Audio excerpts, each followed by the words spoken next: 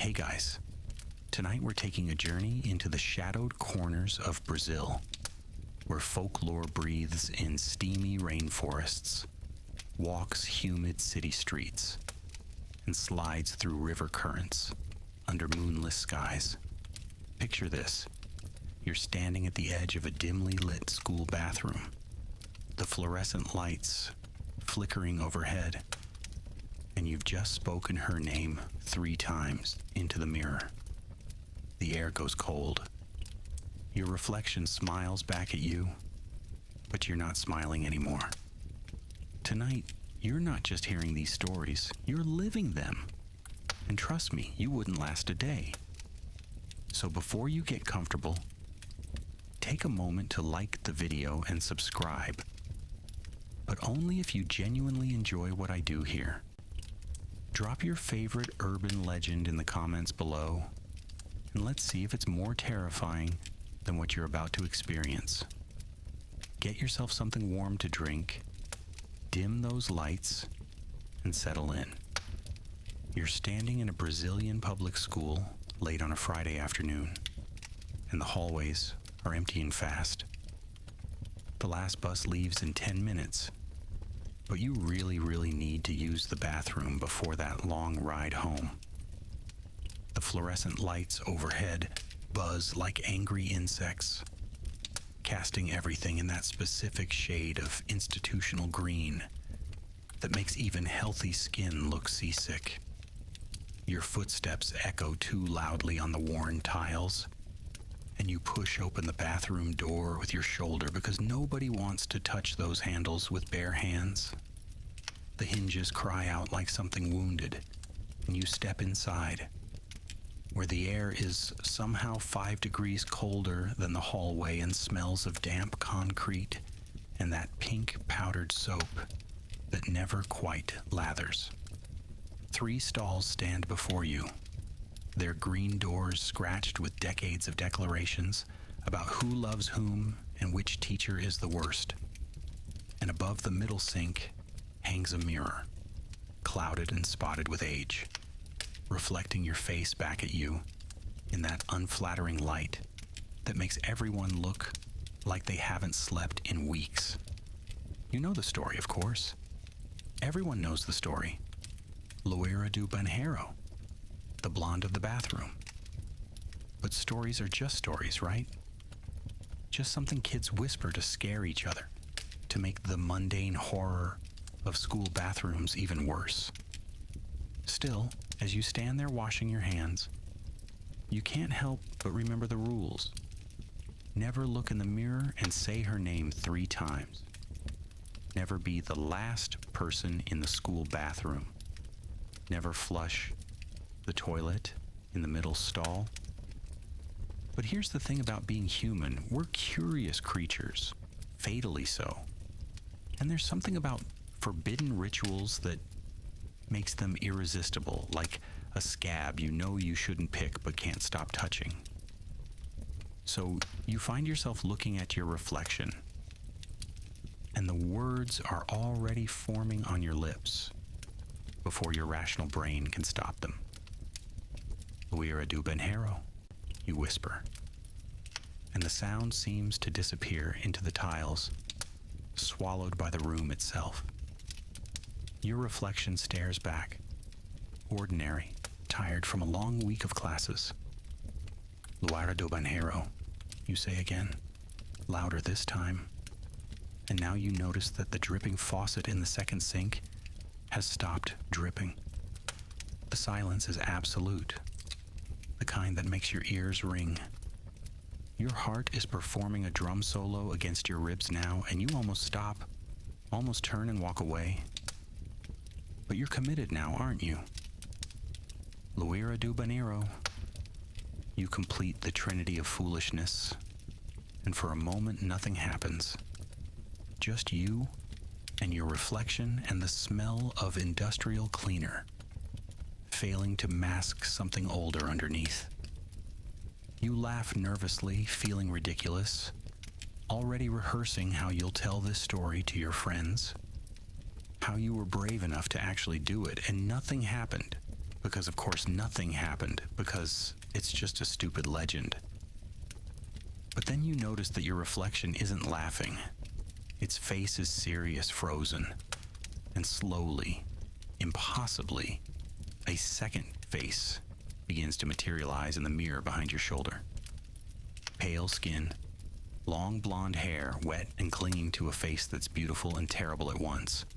Eyes that are completely black from lid to lid, and a smile that shows too many teeth, teeth that are just slightly too sharp. You can't move, can't breathe, can't do anything but watch as she solidifies in the glass, as her hand, also too pale, with nails that haven't been trimmed in what looks like years, reaches forward through the silver surface like it's water, like the mirror is just a doorway. She's been waiting behind all along. The temperature plummets, your breath misting in front of you, and you finally break her gaze and spin around. But there's nothing behind you, just the empty stall, just the graffiti-covered door.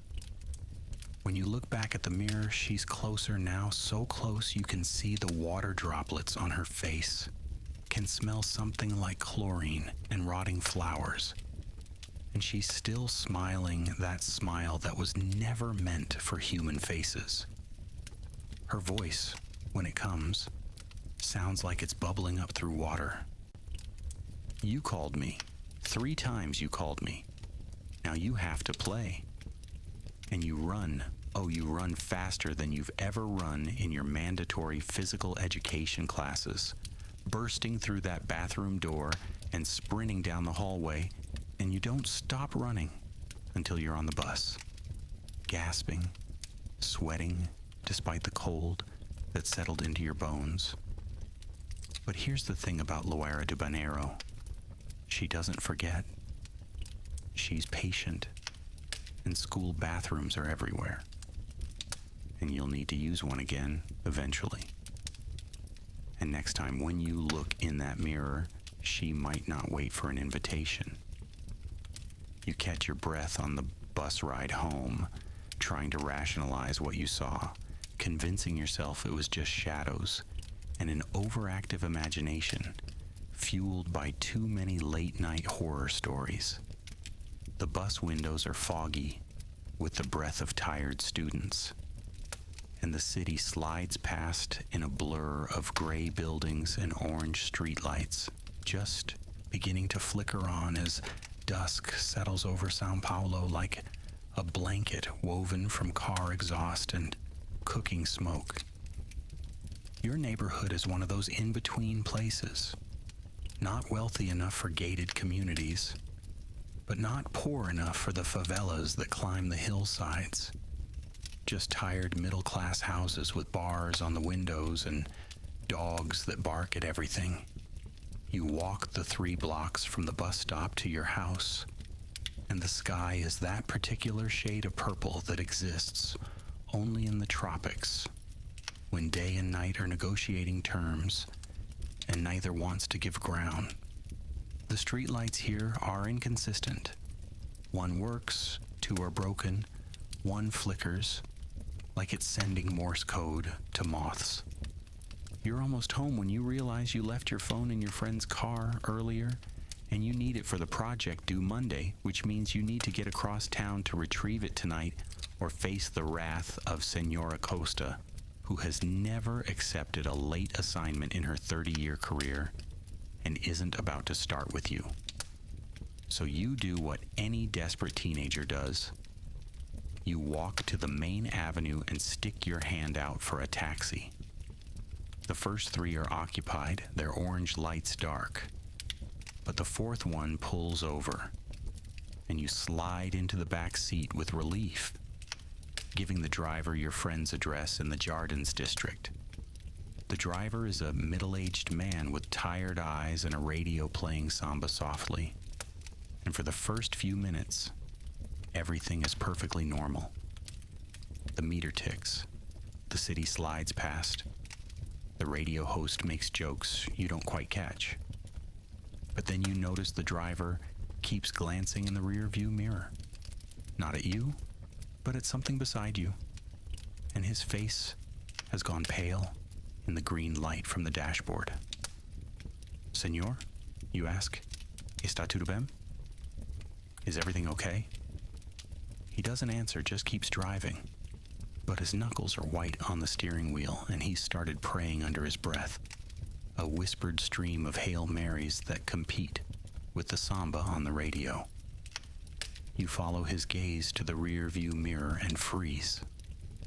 Sitting beside you, wearing a wedding dress that was white once, but is now stained with something dark that spreads from the chest down like a rose blooming in reverse, is a woman you didn't hear get in. Her veil is torn, hanging in shreds that don't move even when the taxi takes a sharp turn, and her hands are folded in her lap with a bouquet of flowers that are dead, dried, crumbling to dust, even as you watch. But it's her face that steals your breath. It's beautiful and young, frozen in an expression of such profound sadness that looking at her makes your chest ache. And when she finally turns to meet your eyes, you see that she's crying. Slow tears that leave clean tracks through the dirt on her cheeks. Por favor, she whispers, her voice like wind through empty churches. I need to get to my wedding. I'm already so late. So very late. The driver makes a sound that's half sob, half prayer, and you want to tell him to stop the car, to let you out. But you can't speak, can't move, can't do anything but stare at the Noiva de Taxi, the taxi bride, the woman who died on her way to say I do, and has been trying to reach the church ever since. The taxi fills with the smell of lilies, that funeral flower smell that clings to the back of your throat, and she's still crying, still clutching her crumbling bouquet, still wearing a dress stained with her own blood. The driver is driving faster now, reckless, running a red light, and then another, trying to outrun his ghostly passenger. But you know how this story goes. You know that she'll ride with you until you reach her church, the one that was torn down 15 years ago to make room for a shopping mall, and she'll keep searching, keep climbing into taxis and making driver's blood run cold, forever late to a wedding that will never happen.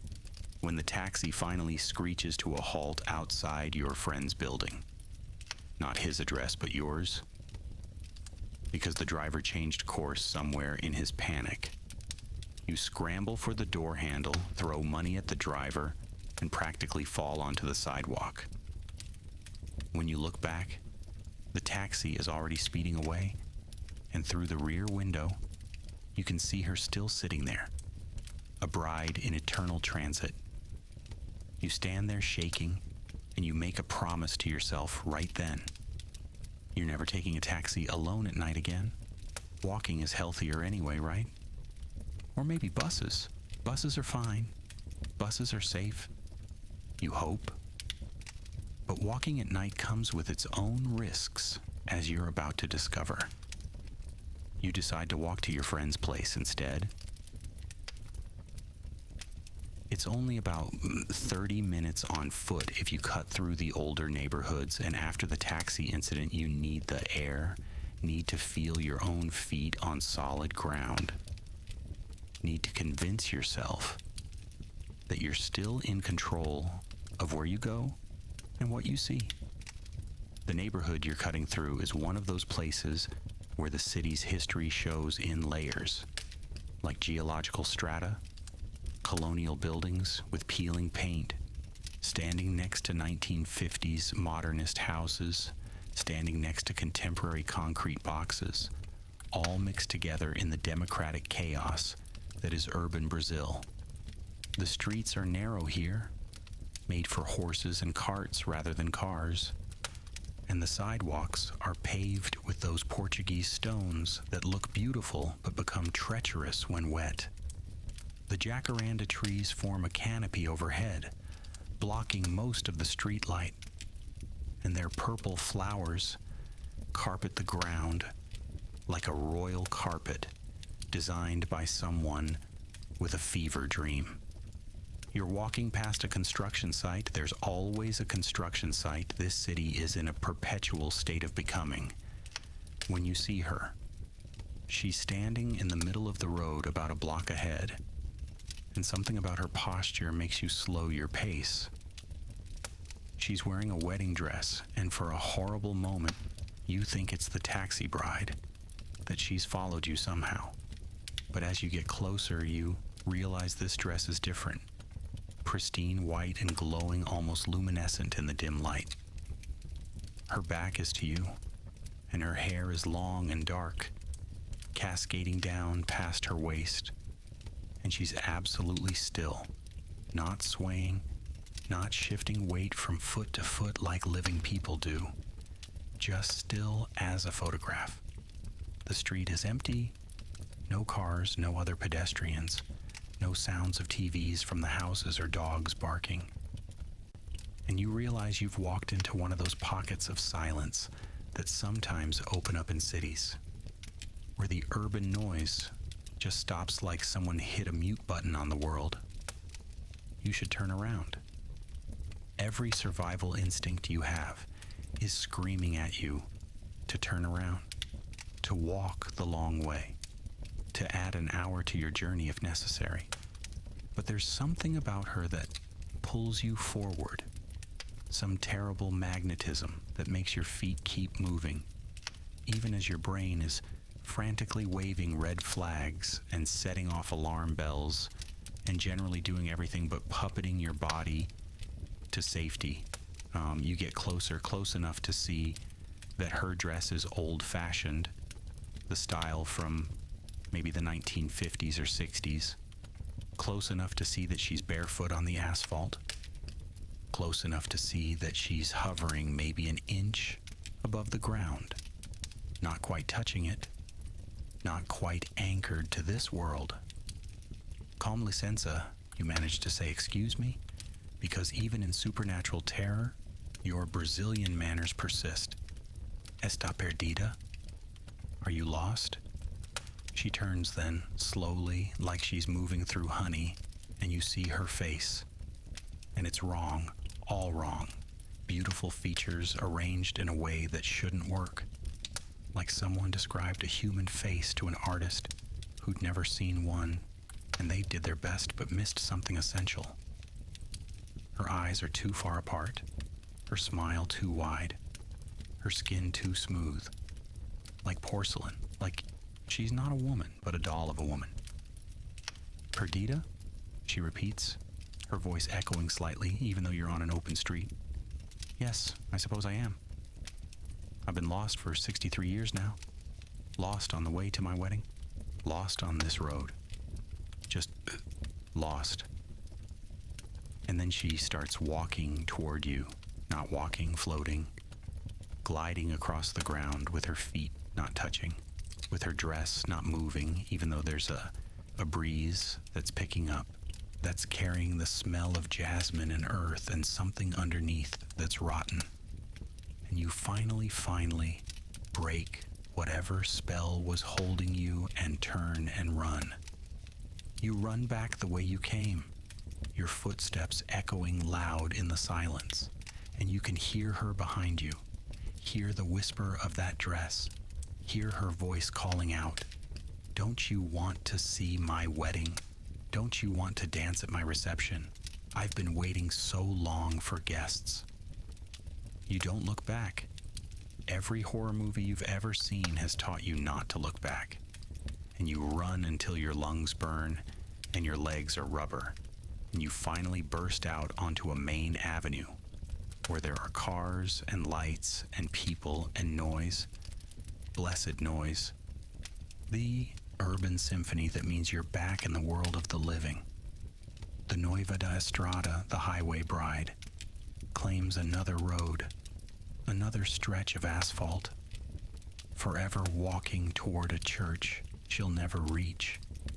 You lean against a bus stop sign, gasping, and an old woman sitting on the bench gives you a knowing look. "Was it you, Ella? Did you see her?" You just nod, unable to speak. Smart boy, she says. Running. She doesn't like runners. She prefers the ones who stay, who watch her dance. Dance? What dance? But you don't ask. Don't want to know. Because knowing is what gets you in trouble in the first place. The old woman's comment about dancing sticks with you as you finally make it to your friend's place, retrieve your phone, mercifully unaware of the evening you've had, just sitting there on his coffee table in innocent electronic ignorance, and make your way home via the most populated, well-lit route you can find, even if it adds an extra 40 minutes. You arrive home near midnight, and your mother is already asleep, the house dark except for the lamp she always leaves on in the living room. A beacon of safety, of normalcy, of a world where ghosts don't ride in taxis and brides don't float above highways. You brush your teeth, avoiding looking too long at the bathroom mirror just in case, and collapse into bed. Your body exhausted but your mind wired, replaying the evening's encounters over and over like a horror movie on loop. Sleep takes a long time to come, and when it does, it's shallow, filled with dreams of white dresses and dark water and faces in mirrors. Somewhere around 3 a.m, that witching hour when the barrier between worlds is supposedly thinnest, though after tonight you're ready to believe the barrier is more like a lace curtain than a wall. You wake up. Not naturally, not from a dream, but because there's music. Faint, distant, but definitely music. The kind that comes from old vinyl records all warped and scratchy. Playing something that might be samba or might be tango. Something with a rhythm that makes you think of dancing, of bodies moving together in the dark. It's coming from outside your window. You live on the 3rd floor and there's nothing outside your window but air and the courtyard below. But the music is definitely out there. Definitely close. Too close. You should stay in bed, pull the covers over your head, pretend it's just a neighbor's radio, but that damn curiosity that got you in trouble in the bathroom, that kept you walking toward the bride on the road. That same fatal flaw that makes humans poke at things that should be left alone, makes you get up and walk to the window. You pull back the curtain slowly, your hand shaking slightly. Okay, shaking a lot. And look out into the courtyard 3 floors below. She's there. A woman in a red dress that might have been fashionable in the 1940s, dancing alone in the courtyard, spinning and swaying to music that you now realize is coming from her, from the air around her, from nowhere and everywhere at once. Her movements are fluid, graceful, perfect, and you watch mesmerized as she glides across the concrete, her arms held as if embracing an invisible partner, her head tilted back as if receiving a kiss from empty air. She's beautiful in the way that poisonous things are beautiful, the way that a snake or a Venus flytrap or a rip current is beautiful, attractive, and deadly in equal measure. And then she stops mid-spin and looks up, directly at your window, directly at you, and smiles. It's not a friendly smile. It's an invitation, a challenge, a promise all wrapped together. She crooks one finger, beckoning you down, asking you to join her, to be her partner in this eternal dance. And you stumble backward from the window, your heart trying to escape your chest through sheer force of percussion. The music stops instantly, cut off like someone lifted a needle from a record, and when you force yourself to look again, the courtyard is empty, just concrete, and the scraggly plants your building's zealodor tries to keep alive, and the dumpsters that are always a little too full. But you know what you saw? The mujer danzante, the dancing ghost woman, performs her nightly routine. and you've just become part of her audience. They say she was a famous dancer once, so devoted to her art that when she died in a fire at the theater, her spirit couldn't let go, couldn't stop performing. They say if you watch her 3 nights in a row, on the 4th night, she'll dance for you specifically, and on the 5th night, she'll make you dance with her, whether you want to or not, and you'll dance until your feet bleed and your heart gives out, and you join her in her eternal performance. You back away from the window and spend the rest of the night on the sofa in the living room, under the warm glow of your mother's lamp, trying not to think about red dresses and invisible partners and music that comes from nowhere. In the morning, you'll move your bed away from the window, or maybe you'll switch to the guest room, or maybe you'll just never sleep again. That's an option, right? Insomnia has to be better than becoming a backup dancer for the undead. Saturday morning arrives with sunlight that seems almost aggressive in its normalcy, the way it streams through the windows and makes the dust motes dance, though you're kind of over watching things dance at this point. Your mother makes coffee and tapioca with butter, and the smell of breakfast anchors you back to reality, to a world where the scariest thing is whether you've studied enough for Monday's chemistry test. Spoiler alert, you haven't. You tell yourself that last night was just stress, just exhaustion, after a weird evening, just your brain processing the taxi incident and the highway bride into weird dreams and hallucinations. You're a rational person mostly when you're not summoning bathroom ghosts or provoking spectral brides. You decide to spend the day doing something completely normal, completely safe, completely divorced from anything supernatural. Your friend Andre calls and suggests going to the old mansion in Bella Vista, the Casa de Dona Yaya, which has just opened for tours. It's a historical building, he explains, early 20th century architecture. Once belonged to a wealthy family, and now it's maintained by the university as a cultural center. What could be safer than a university-sponsored cultural activity in broad daylight? You should know by now that famous last words have a tendency to become epitaphs.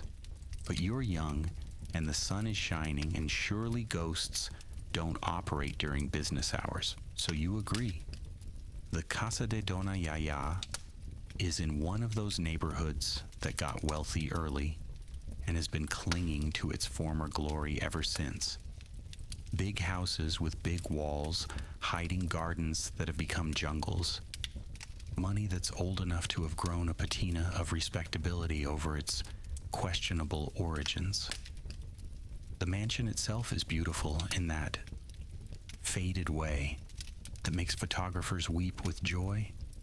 All Portuguese tiles and wooden shutters and iron balconies, painted in yellow and white that's peeling in artistic strips. There's a small group for the tour. You, Andre, a couple of architecture students sketching everything, and a family of tourists who are definitely lost because they keep asking if this is where they can see the famous Christ statue. Wrong city, wrong state. But points for enthusiasm. The guide is a university student, enthusiastic about every cornice and corbel, explaining that the house was built in 1902 and belonged to the family of Sebastiana de Mello Freire, known as Dona Yaya, who lived here for decades, much of that time in isolation due to mental illness. Though the guide uses more politically correct terms because it's 2025 and we've learned better than to say crazy about a woman who was probably just inconvenient to her family. The house is beautiful inside, all high ceilings and decorative plasterwork, rooms that flow into rooms, hallways that seem to double back on themselves, and everywhere there's that smell of old houses, that mixture of wood and dust and time that makes you feel like you're breathing in the past. The tour is going fine, everyone's nodding and taking photos, and you're actually learning things about Belle Epoque design and the coffee baron economy when you notice that the temperature has dropped. Not everywhere, just in the hallway you're walking down and just around you specifically. Your breath is misting slightly, and you wrap your arms around yourself, and Andre gives you a weird look because everyone else seems fine, seems perfectly comfortable in the warm Sao Paulo summer air that's infiltrating through the old windows.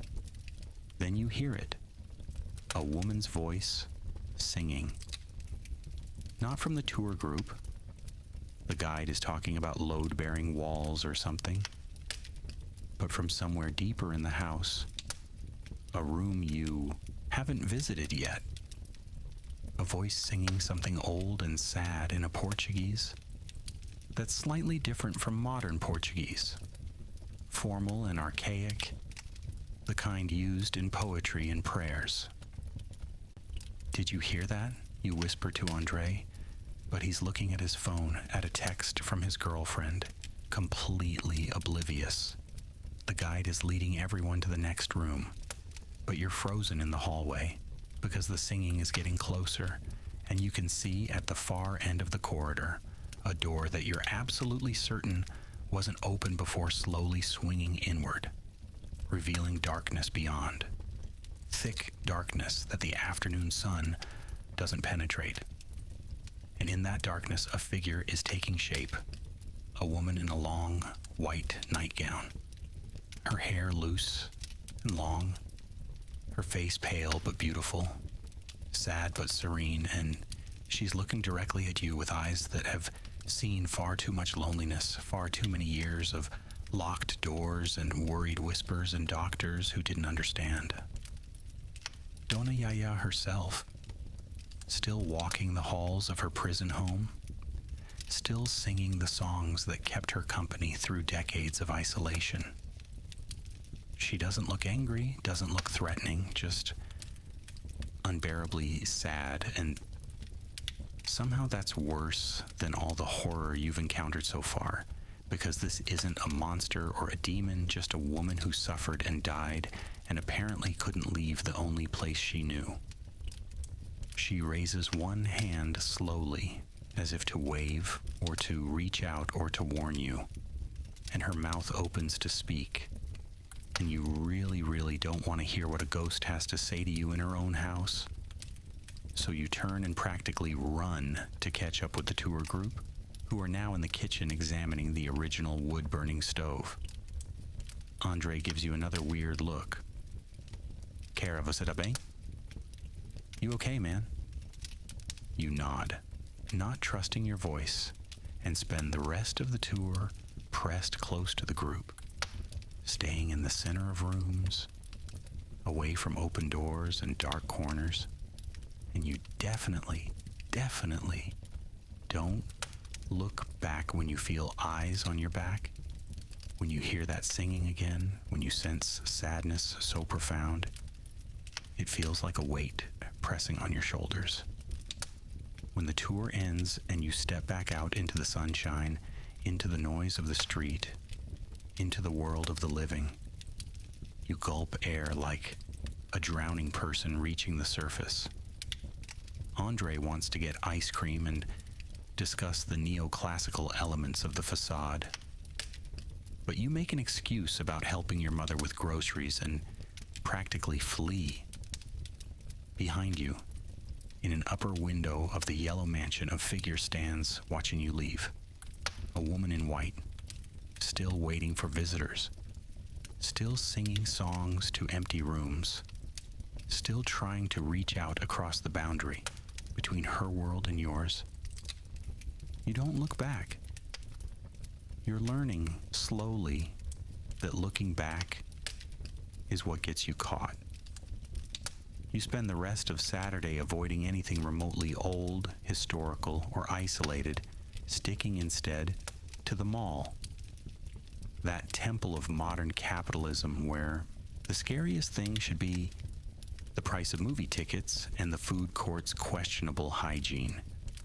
The mall is crowded with weekend shoppers, teenagers circling in groups, families with strollers, couples holding hands, all of them gloriously unaware of the fact that the city they live in is apparently infested with spirits, like other cities are infested with rats. You buy a chocolate milkshake just to do something normal with your hands, something that anchors you to this world of consumerism and air conditioning and pop music playing too loudly over the speakers. Andre meets you at the arcade. Yes, they still have arcades. Some traditions refuse to die, unlike some people who also refuse to die, apparently. And he's brought his girlfriend Marina and her friend Camilla, who you've met a few times and who has a smile that makes you forget temporarily about ghost brides and dancing women and sad ladies in old mansions. You play some racing games, waste money on a claw machine that's obviously rigged, share nachos that are more cheese-flavored plastic than actual cheese, and for a few hours you feel normal, feel like a regular teenager doing regular teenage things. But then Camilla tells a story about her cousin's friend. You know how these stories always start. Distant enough to be safe, close enough to be believed, who went to a party in one of the old clubs downtown, the kind that's in a converted warehouse with exposed brick and industrial lighting and DJs who are very serious about their vinyl. The party was great, Camilla says. Everyone dancing, drinks flowing. That perfect moment when the night is young and anything seems possible. And then this woman appeared on the dance floor, and she was gorgeous, wearing a stunning red dress that seemed to shimmer in the strobe lights. And she could dance, really dance.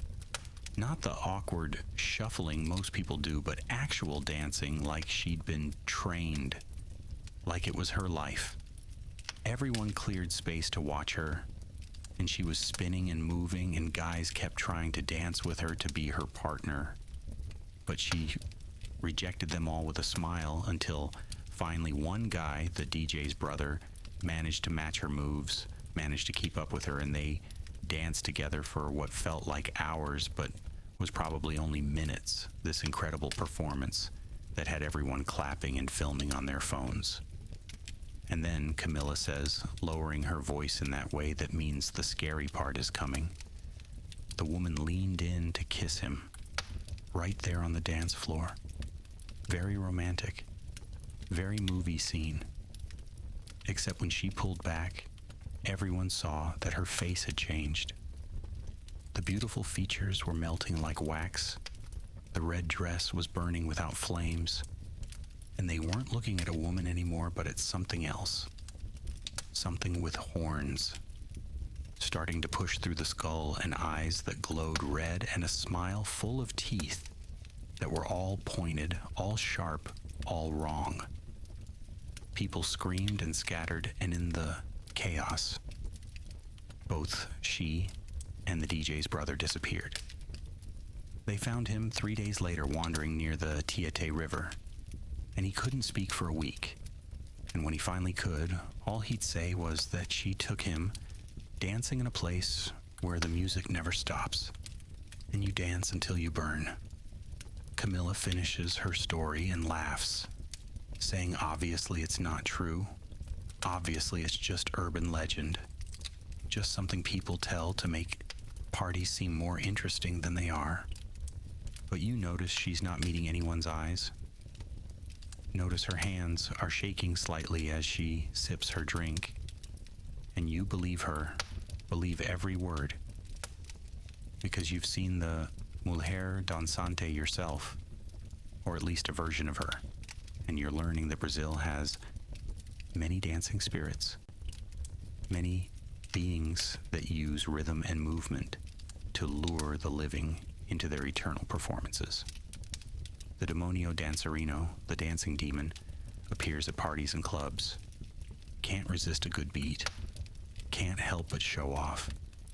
And if you're foolish enough to try to keep up, to be the partner that matches its movements, you'll follow it off the dance floor and into somewhere else. Somewhere where the music is made of screaming and the dancing lasts forever. We should go dancing sometime, Marina says brightly, completely missing or ignoring the atmosphere that's settled over the table, and everyone agrees a little too enthusiastically, the way people do when they're trying to convince themselves they're not scared. But you notice that no one suggests a specific place or date, and you know somehow that none of you will actually go, that this story has done its job, has planted a seed of fear that will make you think twice before losing yourself to the music, before letting the rhythm carry you away, before dancing with strangers in the dark. You finish your milkshake, now melted and too sweet, and suggest moving on to the movie theater, to sitting in the dark and watching other people's fictional problems for a couple of hours, to being a passive audience instead of an active participant in the city's supernatural nightlife. The movie is forgettable. Something about superheroes punching each other and buildings exploding, but it does its job of occupying your mind for 127 minutes. And when you all emerge blinking into the mall's artificial brightness, it's evening, that golden hour when the light turns honey-colored and kind. You say your goodbyes in the parking lot, and Andre offers you a ride home, but you decline, saying you need to walk, need the exercise, need some time alone with your thoughts. What you don't say is that after the taxi incident, you're not entirely comfortable being in enclosed vehicles, that you keep imagining what you'd do if you looked in a rear-view mirror and saw someone who shouldn't be there, so you walk. The route home takes you through one of those transitional neighborhoods where residential slowly gives way to light commercial. Houses with small shops built into their ground floors, mechanics and tailors and stores selling religious items, Catholic saints rubbing shoulders with Umbanda orixás in the democratic spirituality of Brazilian syncretism. The sun is setting properly now, the sky turning those impossible colors that make you understand why people write poems about twilight, and the street lights are coming on one by one, some working better than others. You're passing a small praça, one of those neighborhood squares with a playground and some benches and trees that are trying their best, despite the pollution, when you see the woman. She's sitting on one of the benches, and at first glance, there's nothing unusual about her. Middle-aged, wearing a simple dress, her hair pulled back, holding what looks like a bag of cotton or maybe clouds, or maybe nothing at all, because when you blink and look again, you're not quite sure what she's holding. But she's staring at you with an intensity that makes you falter in your steps, makes you check behind you to see if maybe she's staring at something else. But no, it's definitely you. And her gaze has weight to it, has intention. You have several options here. Keep walking and pretend you don't notice her. Cross the street to avoid passing too close. Or, and this is what your mother raised you to do, acknowledge her with a polite nod, because ignoring your elders is rude, even when those elders might be supernatural entities. You choose the nod, that universal gesture of recognition that commits you to nothing, and you keep walking, your pace maybe slightly faster than it was before. But you can feel her eyes following you, can feel that weight of attention tracking your movement across her field of vision. And just when you think you've made it past, you hear her voice, cracked with age or disuse or something else. Menino, boy? Você quer algodão doce? Do you want cotton candy? And something about that question freezes you in place because you're not a child to be offered sweets by strangers, and there's no cotton candy vendor anywhere in sight. And when you turn slowly to look at her again, you see that what she's holding isn't cotton or clouds, but something that moves, something alive, something that writhes in her hands like it's trying to escape. The Mulher do Algodão, the cotton woman, is one of those figures that parents invoke to scare children into good behavior. The stranger with candy that might be poison, the friendly face that hides something hungry underneath. But here's the thing about those childhood warnings. They're rooted in something real, something that understood that the world has predators and not all of them are human. She stands up from the bench, and she's taller than you thought, taller than she should be. And the thing in her hands is definitely writhing now. And it's not cotton, it's something else. Something with too many legs, or maybe no legs. Something that shouldn't exist in the pleasant twilight of a neighborhood square. "Não gosta de doces?" she asks. "Don't you like sweets?" And she's walking toward you now. Not fast, but with the inevitability of a shadow following the sun. And her smile is kind, but her eyes are empty. Our windows into nothing. Our holes in her face that go back and back and back. You don't answer, don't engage. Just turn and walk away quickly, not running. Running triggers the chase instinct. You learned that with the highway bride. But moving with purpose, with speed, putting distance between yourself and the woman who offers cotton that isn't cotton. Behind you, you hear her laugh. A sound like dry leaves skittering across pavement, and she calls out, "Tudo bem, menino?" Another time, perhaps? Another night when you're hungrier, when you're needier, when you're more willing to take what a kind stranger offers. You don't look back, don't slow down, not until you're several blocks away, and the praça is out of sight, and the sound of traffic and people and normal urban life surrounds you like armor.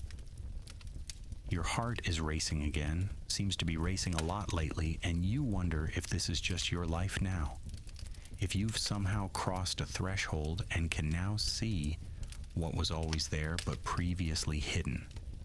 If that first stupid mistake of calling the Luara do Banheiro opened your eyes to a Brazil that exists alongside the normal one, occupying the same space but separated by the thinnest of veils. You make it home without further incident, but as you climb the stairs to your apartment, you hear your downstairs neighbor, Dona Conceição, talking to another neighbor about a child who went missing from a nearby neighborhood, vanished from a playground at dusk. Last seen talking to a kind woman who was offering him something sweet. They're still searching. The police are involved. But Dona Conceição shakes her head in that knowing way and says, "Some things that go missing aren't lost, but taken, aren't gone, but transformed. And maybe it's better not to find what the cotton woman keeps." You slip past before she can rope you into the conversation, before she can see the recognition in your eyes, before she can ask if you've seen anything strange lately. In your apartment, you lock the door, check the windows, turn on all the lights, and try to pretend that you're safe. That locks and lights mean anything to things that can walk through bathroom mirrors and ride in taxis and dance in empty courtyards. Sunday should be a day of rest. That's what the name means. But you wake up after a night of fractured sleep, filled with dreams of cotton that breathes and women who dance and mirrors that show the wrong reflection. Your mother is at church. She goes every Sunday, has never missed in your lifetime, finds comfort in ritual and community and the solid certainty of doctrine. and you have the apartment to yourself, which normally would be great, but today just makes you feel exposed, like all the protective adults have left, and you're alone with whatever might decide to visit. You make coffee strong enough to strip paint, eat some pão de queijo that your mother left in the microwave, and try to do your homework.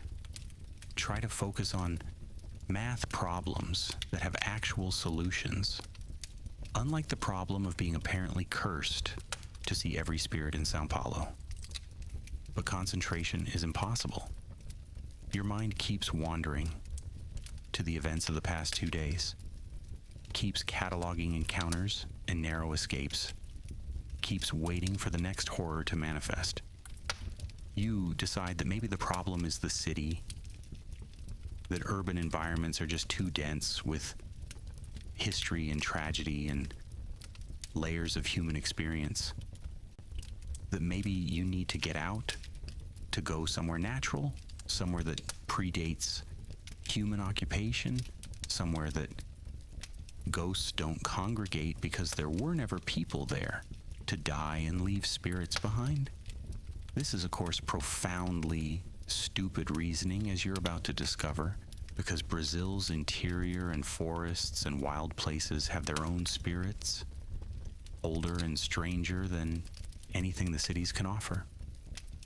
But you're tired and scared and not thinking clearly, so you pack a bag with water and snacks and take the bus to the outskirts of the city, to one of those preserved patches of Atlantic forest that the government maintains as parks.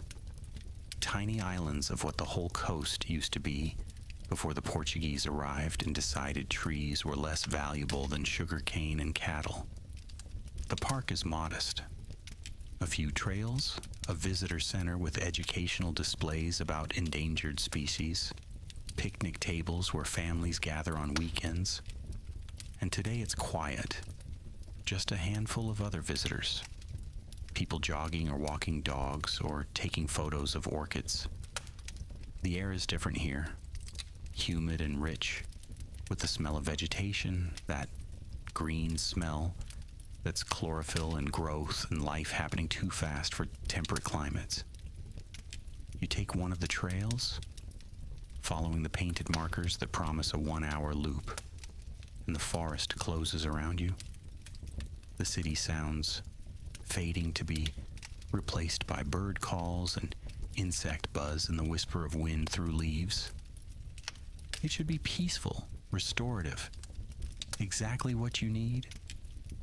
But about 20 minutes in, you start to feel watched. Not the casual observation of animals checking out a passing human, but focused attention, intelligent and assessing.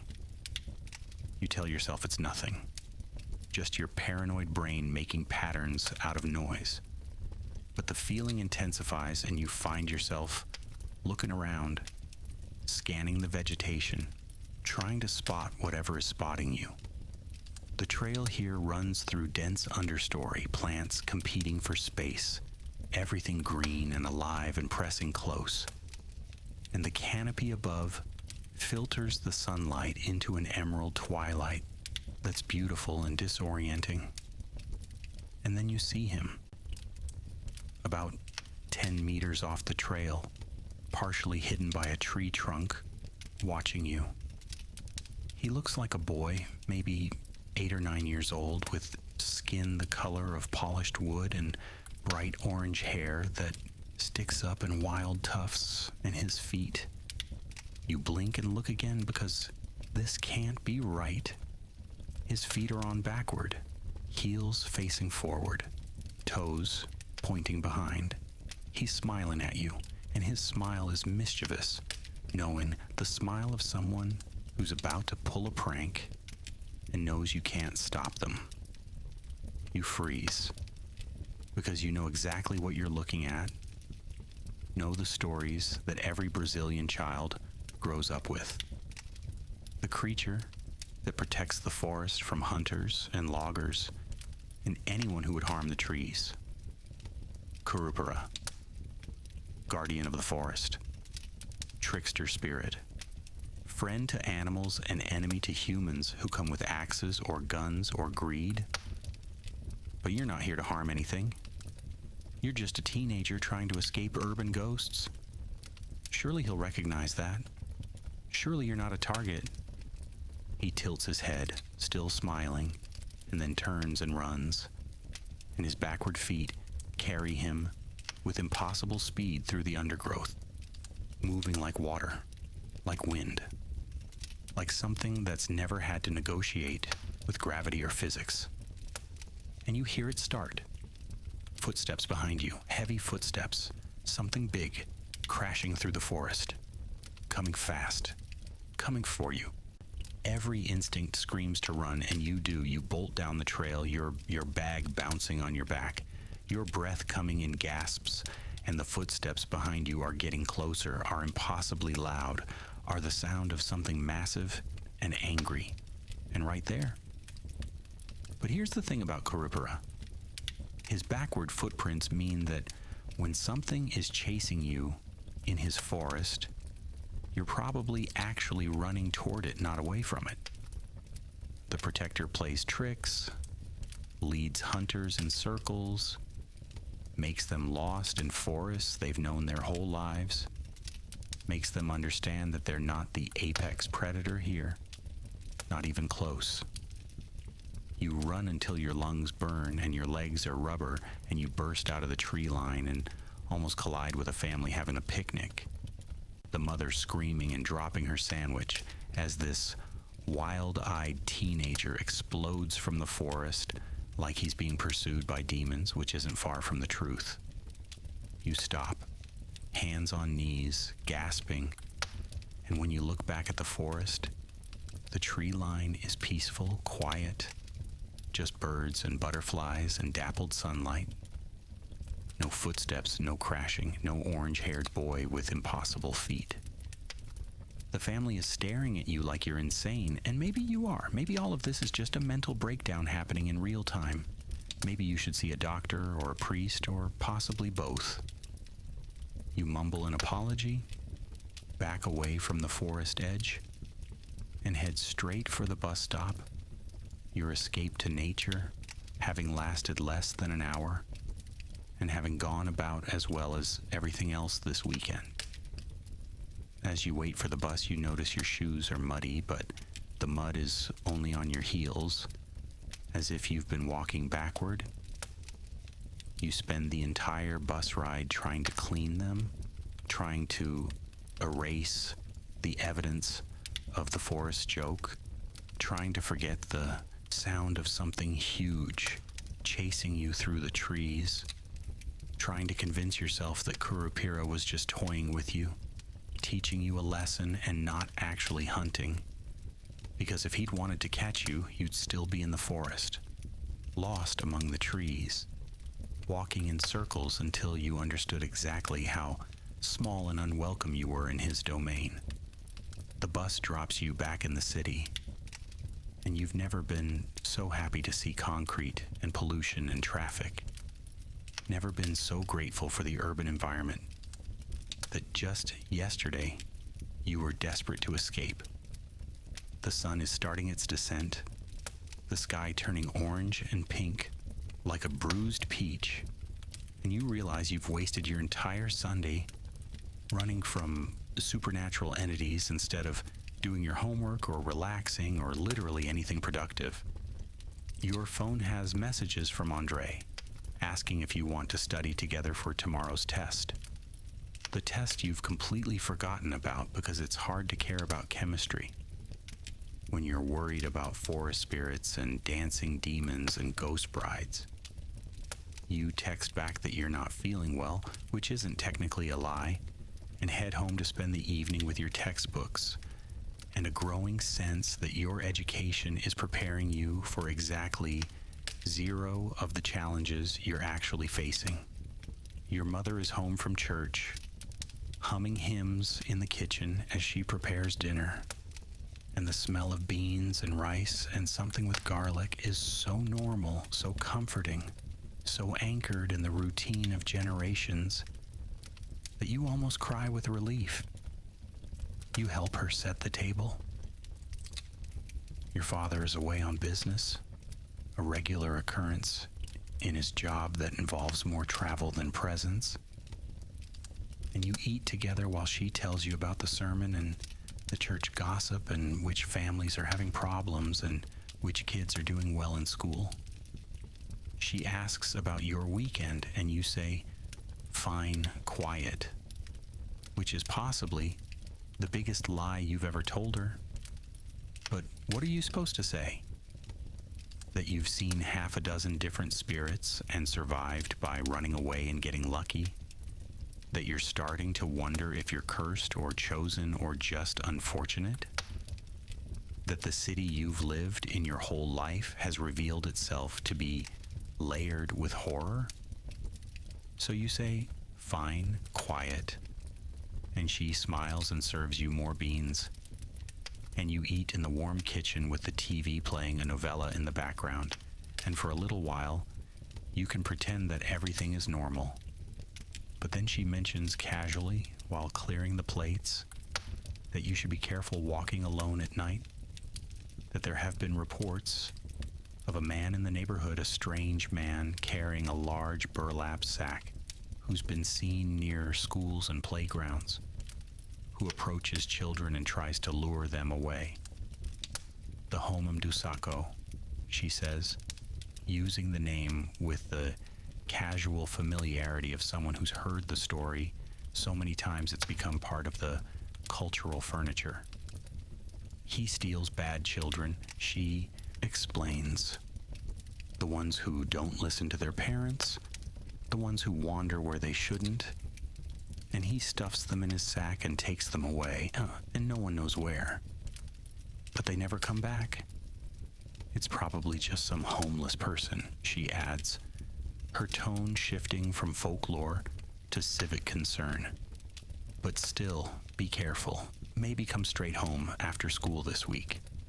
You nod, not trusting your voice, because you've heard of the Homem do Saco your entire life. It's one of those boogeyman figures that parents use to enforce obedience. But after this weekend, you're not so sure he's just a metaphor for stranger danger. Maybe he's real. Maybe he walks the streets with his sack.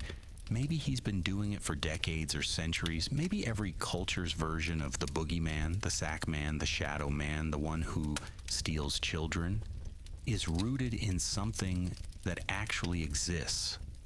Something that understood long before modern psychology that childhood fears are about abandonment and being taken away from safety. You help wash the dishes, your hands moving through the mechanical motions while your mind races, and you realize that you've encountered or heard about nearly a dozen different entities in just 3 days, that your city, your country, is saturated with folklore, with spirits, with things that exist in the spaces between scientific rationality and cultural belief. And you're starting to understand that your initial mistake in that school bathroom didn't create this, didn't summon anything new, but just opened your eyes to what was always there, made you sensitive to a frequency that most people filter out or ignore or rationalize away. That night you lie in bed, your chemistry textbook open but unread on your chest, staring at the ceiling and listening to the sounds of the building settling, the neighbors moving around, the distant traffic, the dogs barking, all the normal symphony of urban night. But underneath those sounds, if you listen carefully, if you pay attention to what you've been trained your whole life to ignore, you can hear other things. A woman crying in a bathroom where no bathroom exists. Music playing from a courtyard that should be empty. Footsteps on the stairs when everyone's accounted for. Whispers in a language that predates Portuguese. Songs that haven't been sung by living voices in 100 years. You pull the covers up higher even though the night is warm. create a blanket fort like you did when you were small and believed that sheets could protect you from monsters under the bed. And maybe belief is its own kind of protection. Maybe that's why your mother goes to church and your grandmother burns sage and your neighbor keeps a horseshoe over her door. And Brazil's religious landscape is a layered cake of Catholicism and indigenous beliefs and African traditions and modern spiritualism, all mixed together in a syncretic stew that acknowledges, fundamentally, that the visible world isn't the only world, that the material isn't the only reality. You finally drift off somewhere after midnight, exhausted enough that even fear can't keep you awake, but your sleep is shallow and uneasy. And in your dreams, you're walking through a city that looks like Sao Paulo but isn't.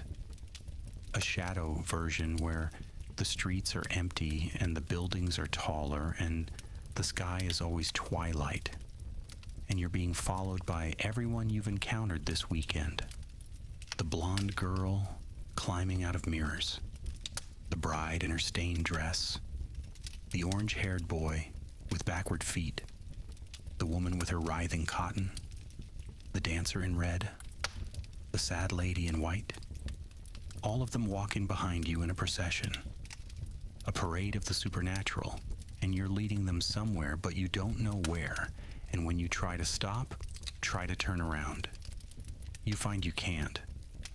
Your feet keep moving forward, carrying you deeper into the shadow city, towards something that's waiting in the center, something that all of these spirits orbit around, something that you really, really don't want to meet but are walking toward anyway, because in dreams, like in life, you're not always in control of where you go or what you face. You wake with a gasp, your room gray with pre-dawn light, your heart racing yet again. You're going to need to see a cardiologist at this rate. Explain that you've been repeatedly scared by Brazilian folklore, and could they please check if your heart can survive much more. Your phone says it's 5:30 in the morning. Too early to get up, but too late to fall back asleep.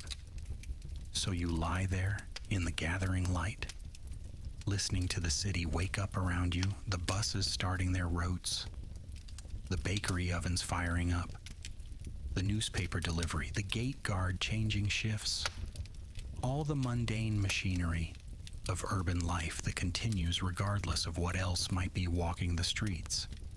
Monday morning arrives with the inevitable cruelty of alarm clocks and obligation, and you drag yourself through your routine. Shower with your eyes mostly closed to avoid the bathroom mirror. Breakfast that you barely taste. Backpack that feels heavier than usual, weighted with textbooks you haven't opened and assignments you haven't completed. Your mother kisses your forehead before you leave, tells you to have a good day and study hard and be safe. The standard parental blessing that you now hear as a warding spell, an incantation meant to protect you from harm. The walk to the bus stop is tense. You're hypervigilant now, noticing every shadow, every person who looks at you too long, every sound that might be footsteps or whispers or something worse. But the morning is bright and hot and busy, and spirits seem to prefer twilight and night, seem to need shadow and privacy, so you make it to school without incident. Just another Monday for everyone else, just another day of trying to survive adolescence and Brazilian public education. School is actually a relief. The building full of people and noise and fluorescent lights that makes supernatural manifestation difficult. Though you still avoid the bathrooms, holding it through your morning classes with increasingly urgent bladder protests until lunch when you finally desperately have to go. And you choose the busiest bathroom, the one near the cafeteria that always has at least 5 people in it. And you don't look at the mirrors, just do your business and wash your hands while staring at the sink. You survive your afternoon classes through a combination of caffeine, anxiety, and the genuine fear that if you don't pass these tests, your mother will kill you.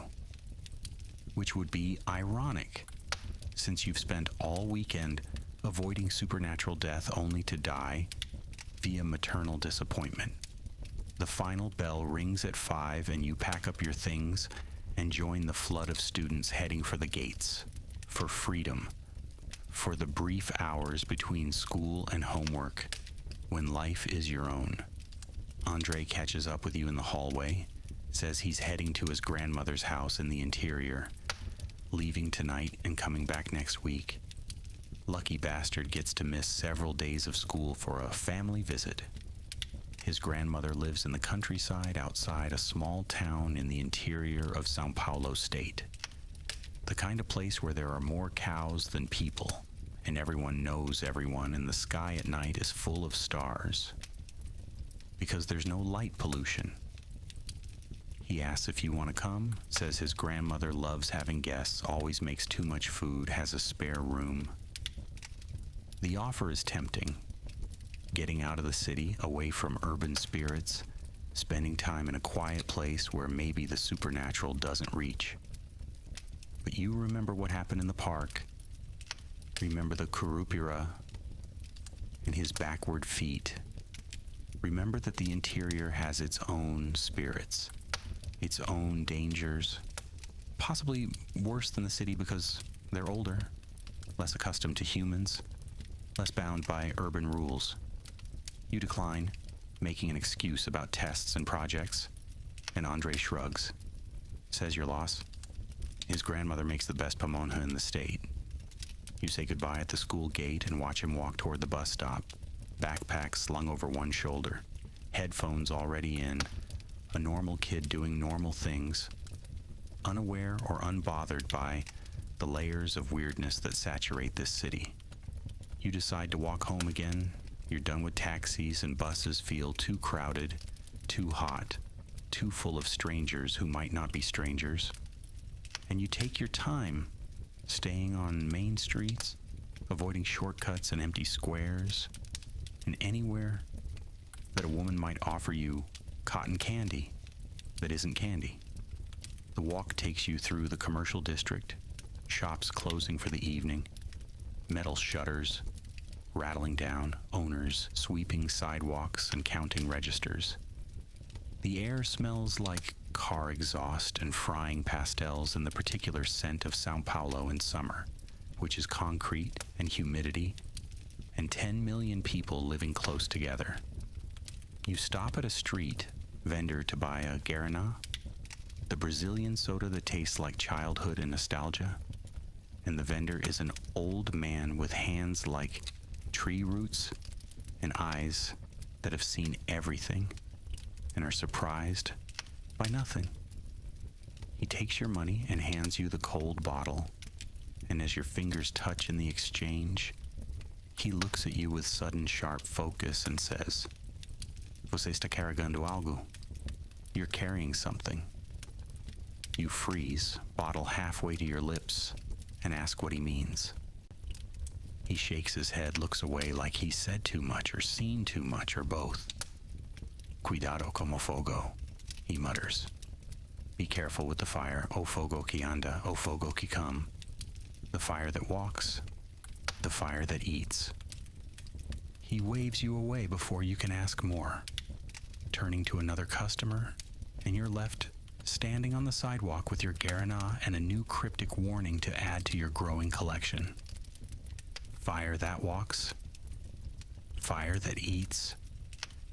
You run through your mental catalog of Brazilian folklore, trying to remember stories about fire, and it comes to you.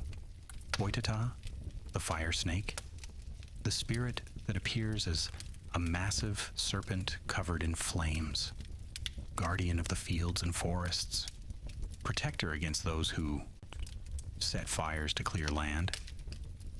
But that's an interior legend, a rural thing. Why would a city vendor warn you about it? Unless, of course, The same rules that have been breaking all weekend apply, unless the boundaries between urban and rural, between modern and ancient, are thinner than anyone wants to admit. You drink your Guaraná while walking, the sugar and caffeine hitting your system and providing a brief chemical courage, and you're so focused on the vendor's warning that you almost miss it. The smell of smoke. Not cigarette smoke or cooking smoke or the exhaust smoke that's everywhere, but wood smoke, forest fire smoke, the acrid scent of green things burning. You stop, looking around. But you're on a city street, concrete and buildings and no vegetation except the sad street trees in their metal cages.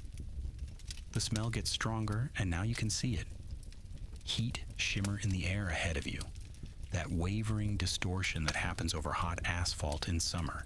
Except it's not hot asphalt, it's something moving, something large, something that leaves scorch marks on the sidewalk as it passes. Your mouth goes dry and it's not from the soda. Ahead of you, maybe 30 meters away, the air is definitely moving wrong, twisting and curling like something massive and invisible is displacing it. And the smoke smell is overwhelming now, making your eyes water, making you cough. And then you see it, just for a second, just a flash when the late sunlight hits it right. A snake, massive beyond reason, thick as a car, and long enough that you can't see both ends. Its body made of or covered in flames that don't burn out, that consume nothing but keep burning anyway, undulating down the street, passing through parked cars like they're not there, moving with the flowing grace of all serpents but magnified to nightmare scale. Boitata, the fire snake, impossibly in the middle of Sao Paulo, as out of place as a whale in a swimming pool, but here nonetheless, and it's moving toward you, and you need to run, but you're frozen, every muscle locked up with primal reptile brain terror, because humans are primates, and primates evolved to be absolutely terrified of snakes. And this is the platonic ideal of snake, the snake that all other snakes dream of becoming. It's almost upon you. You can feel the heat now, can see the shimmer resolving into scales made of fire, can see eyes that glow like forge coals, can see a mouth that opens to reveal, not fangs, but just more fire, endless fire, burning nothing and everything. And this is it. This is how you die. Burned in the middle of a city street for no reason other than you were stupid enough to say a name 3 times in a bathroom mirror and opened yourself up to seeing things you were never meant to see. But then it stops.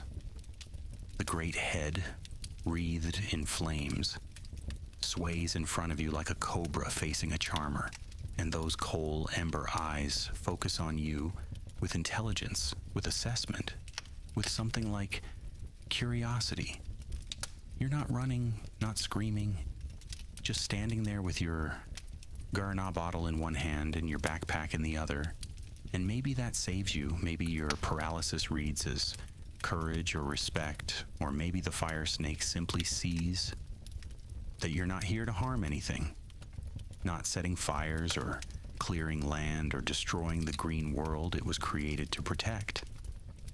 It regards you for what feels like hours, but is probably seconds, and then with a movement like a river changing course, it flows past you, around you, so close that you feel the heat prickling your skin but not burning, not harming, just reminding you what it could do if it chose. The smell of smoke intensifies and then fades. The heat shimmer moves down the street and turns a corner and is gone, and you're left standing there shaking, your soda bottle slipping from nerveless fingers to shatter on the sidewalk in a spray of Guaraná and glass. A woman exits a nearby shop, looks at the mess, looks at you standing there pale and sweating, and asks if you're all right, if you need her to call someone. You shake your head, managed to say you just got dizzy from the heat. And she nods sympathetically and goes back inside. And you're alone with the knowledge that a snake made of fire just flowed through the city and no one else saw it. No one else stopped. No one else even noticed. You walk the rest of the way home on shaky legs, and every shadow makes you flinch. Every car that drives past makes you check if it's disturbing the air in impossible ways. Every warm breeze makes you look for flames. You make it home and head straight to your room, bypassing your mother who calls out something about dinner being ready soon, and you sit on your bed and try to process what's happening to you. Try to understand why your city has become a parade ground for every spirit and monster and folklore entity in Brazilian culture. You pull out your phone and start searching, reading Wikipedia articles and folklore databases and blog posts by people who study these things academically or religiously or both. And you learn that Brazil's folklore is a rich tapestry woven from three main threads. Indigenous peoples who lived here for thousands of years before colonization and brought spirits of forest and water. Enslaved Africans who brought their own pantheons and powers and merged them with Catholic saints to preserve their beliefs under oppressive prohibition. And Portuguese colonizers who brought European folklore about witches and devils and shapeshifters. All of these traditions mixed together in the tropical pressure cooker of colonial Brazil and created something unique, something that's not quite indigenous or African or European, but distinctly Brazilian. A folklore that reflects the land itself. Diverse, dangerous, beautiful, and impossible to pin down. And everywhere in your reading you find warnings. Don't whistle at night because you'll summon spirits. Don't leave shoes upside down because it invites death into the house. Don't sweep at night because you'll sweep away your luck. Don't this, don't that, don't the other thing. A whole cultural system of protection that's designed to keep people safe from a world that's full of unseen dangers. You realize that you've been breaking these rules your whole life, dismissing them as superstition, as old wives' tales, as the stuff that grandparents believe, but modern, educated, rational, young people know better than to take seriously. And now you're paying the price for that dismissal, seeing everything because you stopped following the protocols that would keep you blind. Your mother calls you for dinner again, more insistently, and you join her at the table, and she notices that you're pale, distracted, pushing food around your plate more than eating it. She places a hand on your forehead, checking for fever with that universal maternal gesture that transcends culture, and asks if you're feeling sick, if you need to stay home from school tomorrow. The offer is tempting. But what would you do? Hide in your apartment all day? The spirits clearly don't respect boundaries like walls or doors, don't limit themselves to specific locations or times. So you tell her you're fine, just tired from a busy weekend, and you force down your beans and rice and chicken and the normal food in the normal kitchen with your normal mother. Feels like an anchor, like a lifeline. Like the last solid thing in a world that's revealed itself to be far less solid than you thought. After dinner, you help clean up and then retreat to your room, telling your mother you need to study, and you do open your textbooks. Do try to focus on conjugating verbs and solving equations, but the homework feels abstract, irrelevant, like training for a game you're not playing. While the actual game, survival, awareness, navigating a world populated by spirits, happens all around you, untaught and unacknowledged by the school system. Around 10 p.m., when you're finally making progress on your history essay about the coffee trade in Imperial Brazil, you hear it. singing, distant, floating through your window, which you definitely closed but is now open, which you're absolutely certain you didn't open because after the dancing woman incident, you've been very careful about windows. A woman's voice singing something slow and sad in a language that you don't recognize, but that feels old, really old, pre-Columbian old. You get up slowly, moving to the window, like someone in a dream or a nightmare, and look down at the courtyard 3 floors below. She's there. But it's not the dancing woman in red, it's something different. She's standing in the middle of the courtyard, and at first glance, she's beautiful. Stunningly so, with long dark hair and curves that would make fashion models weep with envy. But there's something wrong with the proportions. Something not quite human about how she's put together. She's wearing a white dress that seems to glow in the dim light. And she's singing. And her voice is the most beautiful sound you've ever heard. Better than any professional singer. Better than any recording. A voice that bypasses your ears and speaks directly to something deeper. Something in your chest, in your bones, in the genetic memory of what it means to be human and vulnerable to beauty. You want to go to her, want to join her, want to be closer to that voice. And your hand is on your bedroom door handle before your rational mind catches up and slams on the brakes. You know this story. This is one of the classics. One that every Brazilian boy gets warned about around campfires and sleepovers. Yara, the mother of the waters, the beautiful woman who lives in rivers and lakes, who sings to lure men into the water where they drown or disappear or live forever in her underwater kingdom, depending on which version of the story you're hearing. But you're not near a river, you're in a courtyard, in the middle of the city, 3 floors up. So why is she here? Why is she singing for you? Unless the rules are completely broken now. Unless the spirits are no longer staying in their traditional territories. Unless something about you has marked you as interesting as a target, as someone worth pursuing. Her song shifts, becomes more insistent, and you can feel it pulling at you. Feel the compulsion to open your door, to go downstairs, to join her, and it takes everything you have to back away from the door, to stuff your earbuds in and blast music, stupid loud pop music that you normally hate, but that drowns out her song, that gives you something else to focus on. You stay there, sitting on your floor, with your back against the bed and music cranked to volumes that will definitely cause hearing damage later, until you finally don't hear her anymore, until the pull fades and you can breathe again.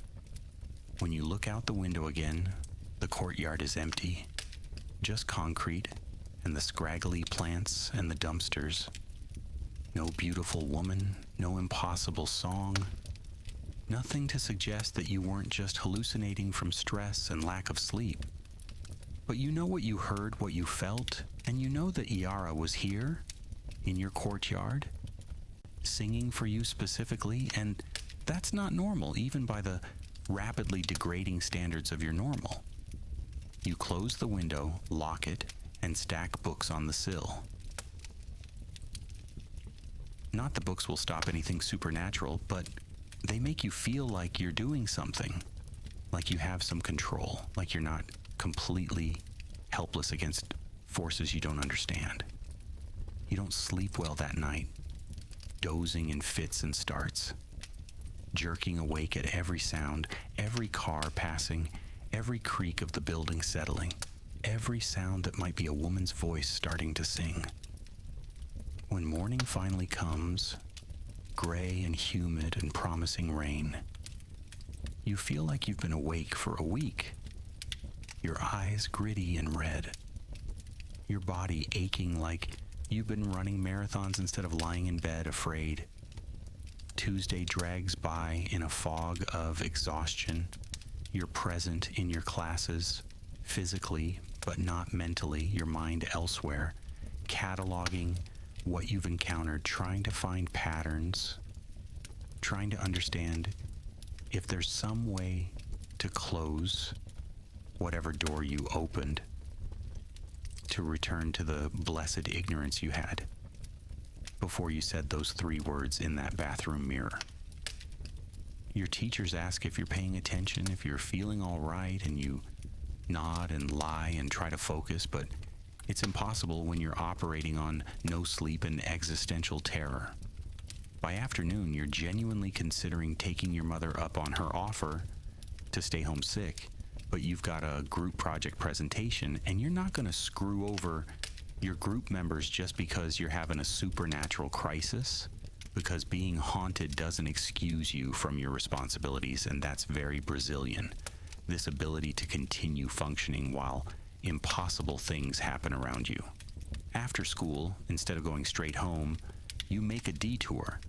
There's a religious goods shop a few blocks from your house, one of those places that sells everything from rosaries to images of saints, to herbs for Umbanda rituals, to good luck charms, catering to Brazil's full spectrum of spiritual needs.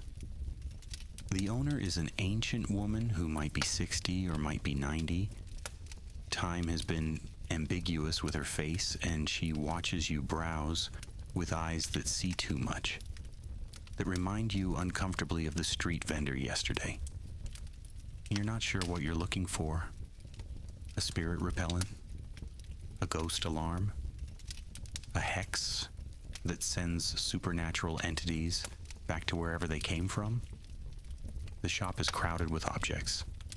Every surface covered with statues and candles and bowls of colored beads, and the air is thick with incense that makes your nose itch. You pick up various items. A necklace with a Figa amulet, supposed to ward off evil eye. A red ribbon like the one people wear for Senhor do Bonfim. A package of herbs labeled for spiritual cleansing, and bring them to the counter. The old woman looks at your selections, looks at you, and asks in a voice like rustling paper, "Quem você viu?" Who did you see? The directness of the question catches you off guard, and before you can think better of it, you're telling her everything. The bathroom blonde, the taxi bride, the highway spirit, the dancing woman, the mansion ghost, the cotton woman, the forest guardian, the fire snake, the water siren. The words tumble out in a rush, and she listens without interrupting, without looking surprised or skeptical, just nodding occasionally like you're telling her about your day at school, rather than an increasingly implausible string of supernatural encounters. When you finally run out of words, she's quiet for a moment, then sighs deeply. Você fez a pergunta, she says. You asked the question. Você chamou uma, e agora todas sabem que você pode ver. You called one, and now they all know you can see. She explains, while wrapping your purchases in brown paper, that the spiritual world and the material world exist side by side, always have, always will. But most people have filters, cultural and psychological mechanisms that prevent them from perceiving what their rational minds can't accept. But when you deliberately reach out, when you perform a ritual or say an invocation or call a name 3 times with intention, you're announcing yourself. You're saying, I believe, I acknowledge, I see. And that invitation spreads through the spirit world like ripples on water. And suddenly everything knows there's someone who can perceive them, interact with them, and they're curious or hungry or lonely or malicious, and they come to investigate, to test, to play. Pode fechar? You ask desperately. Can I close it? Can I take it back? She shakes her head slowly. Não se pode desver. You cannot unsee. Mas você pode se proteger. But you can protect yourself. She adds to your pile. A pouch of coarse salt for the corners of your room, a prayer to Saint Jorge, a blue cloth to cover your mirror at night, instructions for a bath with herbs and rose petals to cleanse your spiritual energy. She charges you very little, probably less than the items cost her. And as you're leaving, she calls after you. Elas não são todas ruins. They're not all bad. Alguns só querem ser lembrados. Some just want to be remembered. You walk home with your paper package of defenses, feeling slightly better for having a plan, for having some actions to take, even if those actions are based on beliefs you weren't sure you held until a few days ago, when those beliefs became empirical facts. At home, you follow the old woman's instructions carefully, sprinkling salt in the corners of your room, taping the prayer to Saint Jorge to the inside of your door, draping the blue cloth over your mirror, and running a bath where you pour in the herbs, guinea and alacrim and aruda, along with rose petals, and sit in water that smells like a garden and slowly turns greenish-brown from the plants, feeling slightly ridiculous, but also somehow lighter, cleaner, like you're washing off more than just physical and dirt.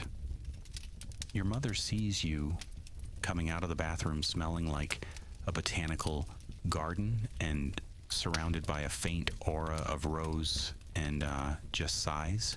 Says she doesn't want to know. Says young people are always getting into weird phases, and as long as you're not doing drugs or getting arrested, she's going to let you figure things out. Dinner is quiet, you're both tired in your different ways, and afterward you actually manage to do your homework, to focus on the mundane requirements of school and the salt in the corners and the prayer on the door and the cloth over the mirror.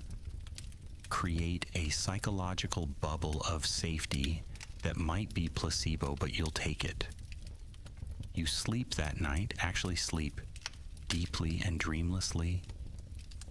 And when you wake up Wednesday morning, you feel more like yourself than you have in days.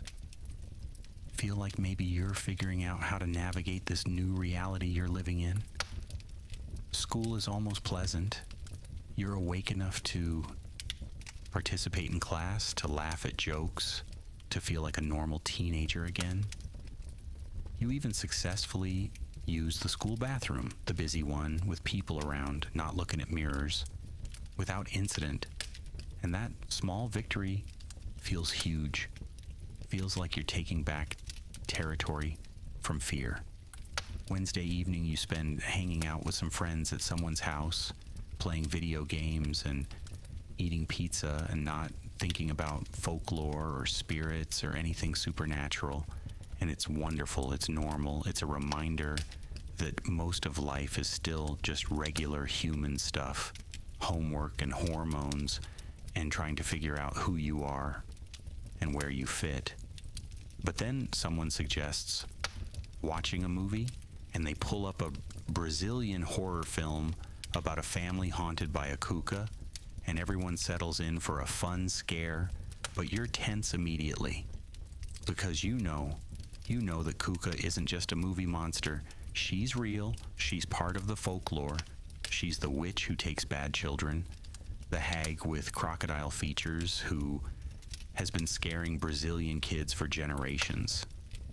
The movie is actually pretty bad, cheesy effects and bad acting, and your friends are laughing and making jokes, but you're not laughing because you can see the truth underneath the cheese, can recognize the real folklore elements they're depicting, can understand that they've gotten some things right, even if the overall execution is terrible.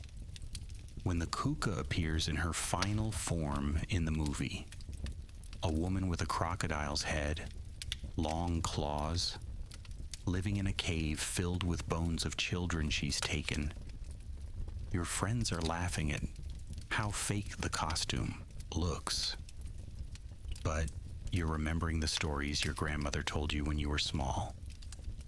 stories meant to keep you behaving, meant to make you come home before dark, meant to keep you safe by making you afraid. After the movie, you leave earlier than usual, making an excuse about homework and walk home through streets that are less familiar in the dark than you'd like. Every alley a potential hiding place, every shadow a possible shape, every sound making you walk faster.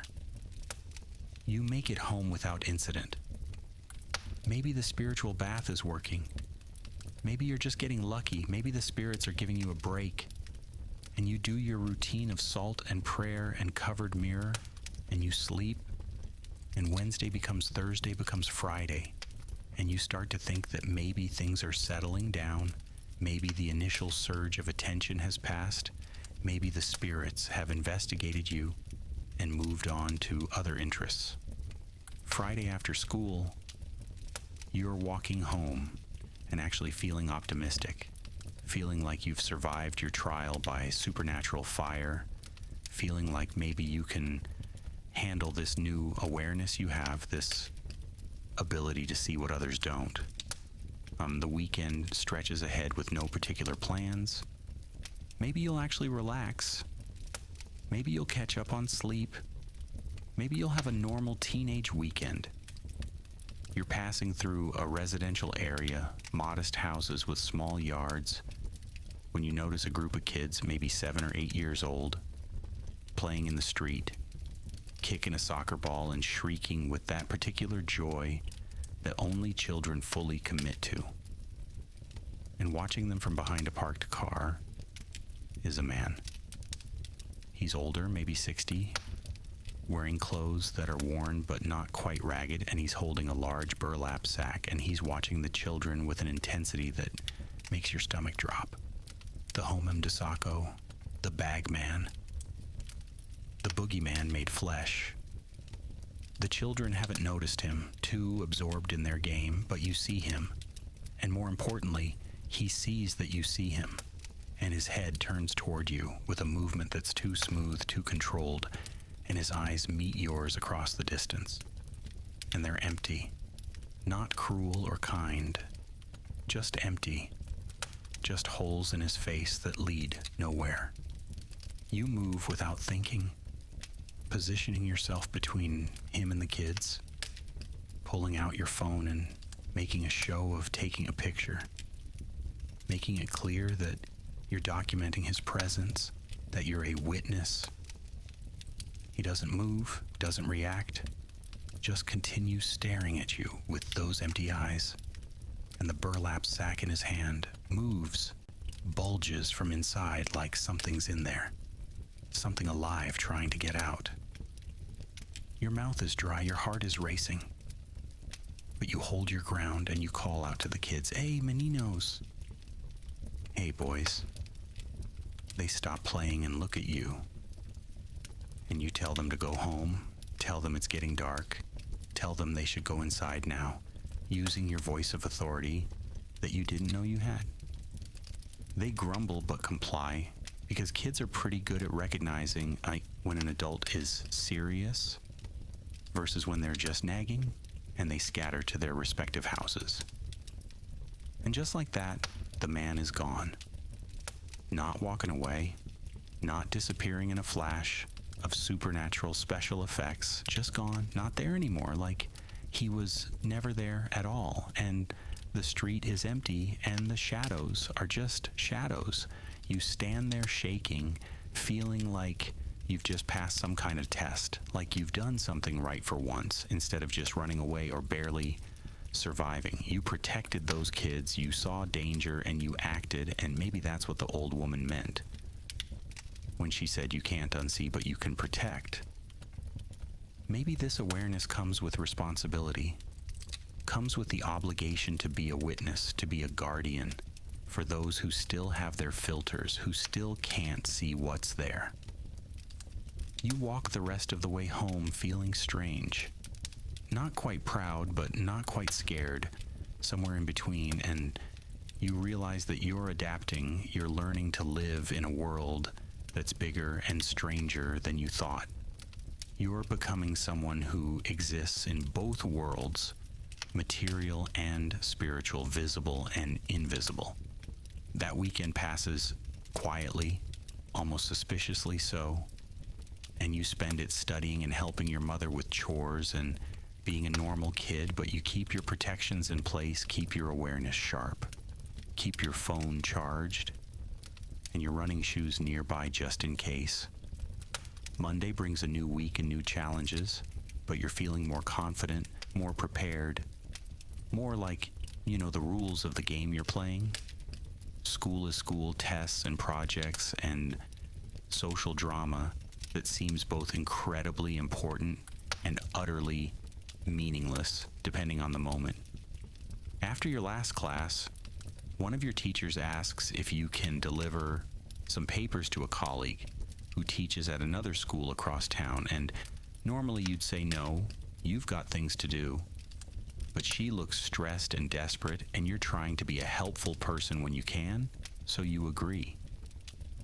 The other school is in an older neighborhood, colonial buildings, mixed with modernist disasters from the 1970s, and the school itself is in a structure that probably dates back to the 1950s, all Art Deco lines and ornamental details that suggest it was built during a time when education got architecture budgets.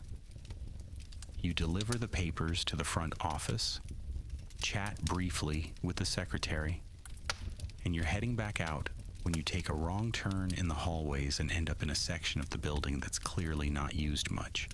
Classrooms with desks stacked in corners, walls that need paint, the smell of mildew and neglect. And at the end of this hallway, there's a bathroom, and the door is slightly open, and you can see inside that someone's left the lights on.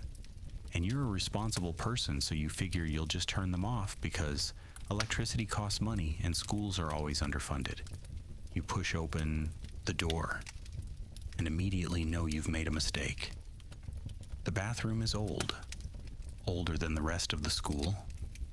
Tiles that are cracked and stained, fixtures that are practically antiques, and the mirrors, there are 3 of them above 3 sinks, are clouded and spotted with age, and showing reflections that are almost, but not quite right, like they're half a second delayed, or showing the room from slightly wrong angles.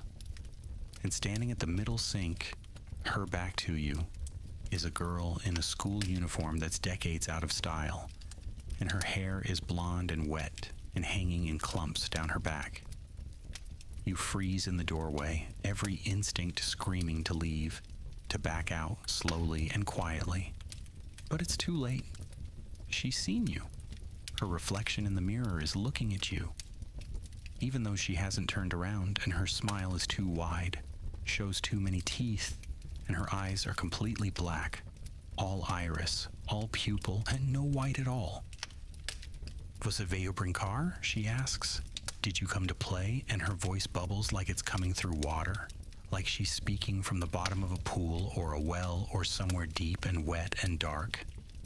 This is her, the original, the one you summoned in your own school bathroom, the Loara do Banheiro in her home territory. And you realize that maybe you didn't escape her after all. Maybe she's been waiting. Maybe she's been patient. Maybe she knew you'd eventually end up in a bathroom alone because everyone eventually does. She turns slowly, and her school uniform is soaking wet, dripping onto the tile, and the water is dark, not clear, like it's mixed with something else. Something that might be mud or might be blood or might be something worse. Her skin is pale to the point of translucence. You can see veins underneath like blue rivers, and her hands have fingernails that are too long, broken and ragged, like she's been clawing at tile or mirrors or the faces of curious students who called her name. "You no quero problemas," you manage to say. "I don't want problems," keeping your voice steady even though everything in you is screaming. "Eu só estava saindo. I was just leaving." "Mas você me chamou," she says, stepping toward you, water squelching in her shoes, leaving wet footprints on the tile. Você disse meu nome 3 vezes. Você abriu a porta. Agora você tem que jogar comigo. But you called me. You said my name 3 times. You opened the door. Now you have to play with me. She's getting closer, and the temperature in the bathroom is dropping. Your breath is misting, and you can smell chlorine and decay, and underneath it all, something like fear. Like all the terror that's been felt in school bathrooms for decades, concentrated into a scent. You back toward the door, your hand reaching behind you for the handle, and she moves fast, impossibly fast, and suddenly she's between you and the exit. She's blocking your escape, and her hand reaches out toward your face, and you do the only thing you can think of. You pull out your phone and shove it toward her, like a cross toward a vampire, and you hit the selfie camera so the screen shows both your faces, shows both your reflections, and something about that makes her pause, makes her recoil, because maybe she doesn't like seeing herself in the modern digital mirror. Maybe smartphone cameras are too new, too different from the old silvered glass she's bound to. She hisses, actually hisses like an angry cat or a leaking tire, and you seize the moment, dodge around her, burst through the door and into the hallway, and this time you run. You sprint through the unfamiliar school, taking turns at random until you find an exit, until you're outside in the afternoon sun, until you're safe in the noise and light and mundane reality of the street. You keep running until you're blocks away, until your lungs burn and your legs are shaking, and then you lean against a wall and try to catch your breath and process what just happened. She's not done with you, you realize. The Loera do Banero, the first spirit you encountered, the one you deliberately summoned. She's claimed you somehow, considers you unfinished business, and she's going to keep appearing, keep trying to get you to play whatever terrible game she plays with the people who call her. You're going to have to deal with her eventually, going to have to find some way to close that specific door or fulfill that specific obligation or whatever it takes to make her move on. But not today, not right now. Right now you're going to go home and add more salt to your corners and maybe get some holy water from your mother's church and possibly look into whether there are spiritual advisors who deal with this kind of thing, like therapists, but for supernatural problems. You make it home in the early evening and your mother is in the kitchen, and the smell of dinner cooking is so normal, so grounding, and you hug her suddenly, fiercely, and she's surprised but pleased, hugs you back and asks what that's for, and you say nothing, just that you're glad she's your mother, and she smiles and tells you to set the table, and life goes on, normal and ordinary and precious because of it. That night you actually research, looking up academic papers on Brazilian folklore, reading anthropological studies, finding forums where people discuss these entities seriously as cultural phenomena and as actual experiences. You learn that most of the spirits you've encountered have specific weaknesses or specific rules they follow, that they're not random chaos but follow patterns, have limitations, can be understood if you take the time to learn. The Loara do Banheiro you read is strongest in her territory, school bathrooms, but can appear anywhere there's a mirror and water and privacy. She's bound by certain rules. She can only fully interact with people who summon her deliberately. She can't harm you in broad daylight with witnesses around. And she has to answer if you ask her certain questions, has to follow certain patterns of behavior that are almost contractual. This gives you an idea, gives you something that might be a plan or might be a disaster, but is at least action instead of just reaction. Over the next few days, you prepare, you research more, you talk to the old woman at At the religious goods store, you gather supplies, and then on Friday afternoon, when you know your school will be mostly empty because there's a big football game and everyone's at the stadium, you go back to your school, to that original bathroom where this all started, where you said her name 3 times and changed your relationship with reality forever. You've got your backpack full of things: salt, holy water, your phone fully charged, the prayer to San Jorge, a small mirror, a candle, and a printed copy of everything you've learned about her. The bathroom is empty when you arrive. The fluorescent lights buzzing their usual song. The tiles the same, institutional green. The mirrors spotted with age. You set up your supplies on the sunk counter. You sprinkle salt in a circle around yourself. Not sure if it'll work, but it can't hurt. And you light the candle even though the lights are on, because candles are traditional, are symbolic, are part of the grammar of ritual. And then you look in the mirror and you say it. Loira do banero. Your reflection looks back, ordinary, nervous, but determined. Loira do banero. The temperature drops. The dripping faucet stops dripping. The silence is absolute. Loira do banero. For a moment, nothing. Then she appears behind you in the mirror. And this time you don't run, don't scream, just turn around and face her directly. Not her reflection, but her, standing in the bathroom with you, dripping and pale and terrible and sad. Você chamou de novo, she says. You called again. Quer jogar? Want to play? No, you say firmly no. Eu quero conversar. I want to talk. And maybe it's the surprise of that. Maybe it's the salt circle.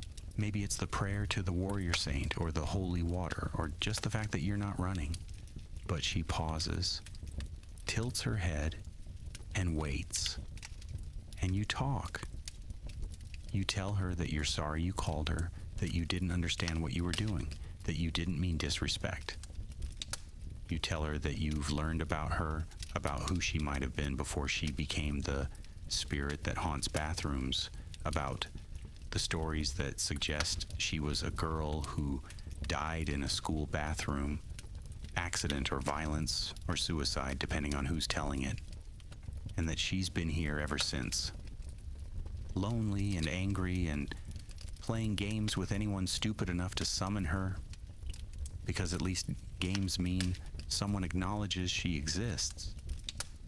You tell her that you see her, that you acknowledge her, that you're not trying to banish her or dismiss her, but you also can't have her following you around, trying to drag you into mirrors, because you've got life to live, school to finish, a mother who needs you, friends who'd miss you. You're respectful but firm, treating her not as a monster, but as a person who's stuck, who's suffering, who maybe just wants someone to understand. And as you talk, something strange happens. She looks less terrifying and more tragic. The sharp teeth seem to retract. The black eyes seem more sad than malevolent. The wet hair seems less like a horror movie prop and more like someone who drowned and nobody helped, nobody cared, nobody remembered. Ninguém se lembra de mim, she whispers finally. Nobody remembers me. Ninguém sabe meu nome. Só Loira do banheiro.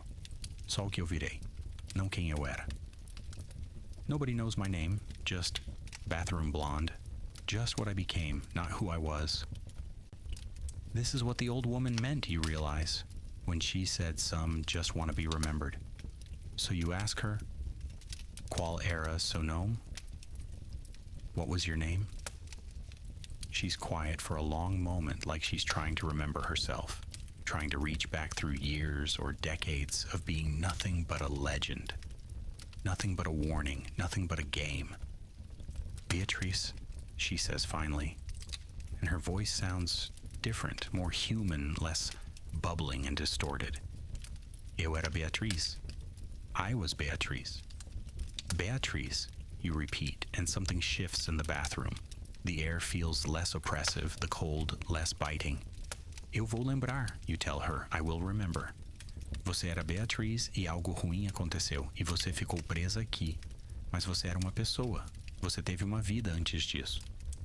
You were Beatriz, and something bad happened, and you got stuck here. But you were a person. You had a life before this. Saying her name seems to break something, or maybe fix something, you're not sure which. She looks at you with eyes that are no longer entirely black, and she nods once. A gesture that's almost grateful. And then she starts to fade, not disappearing, but becoming less solid, less present, less trapped.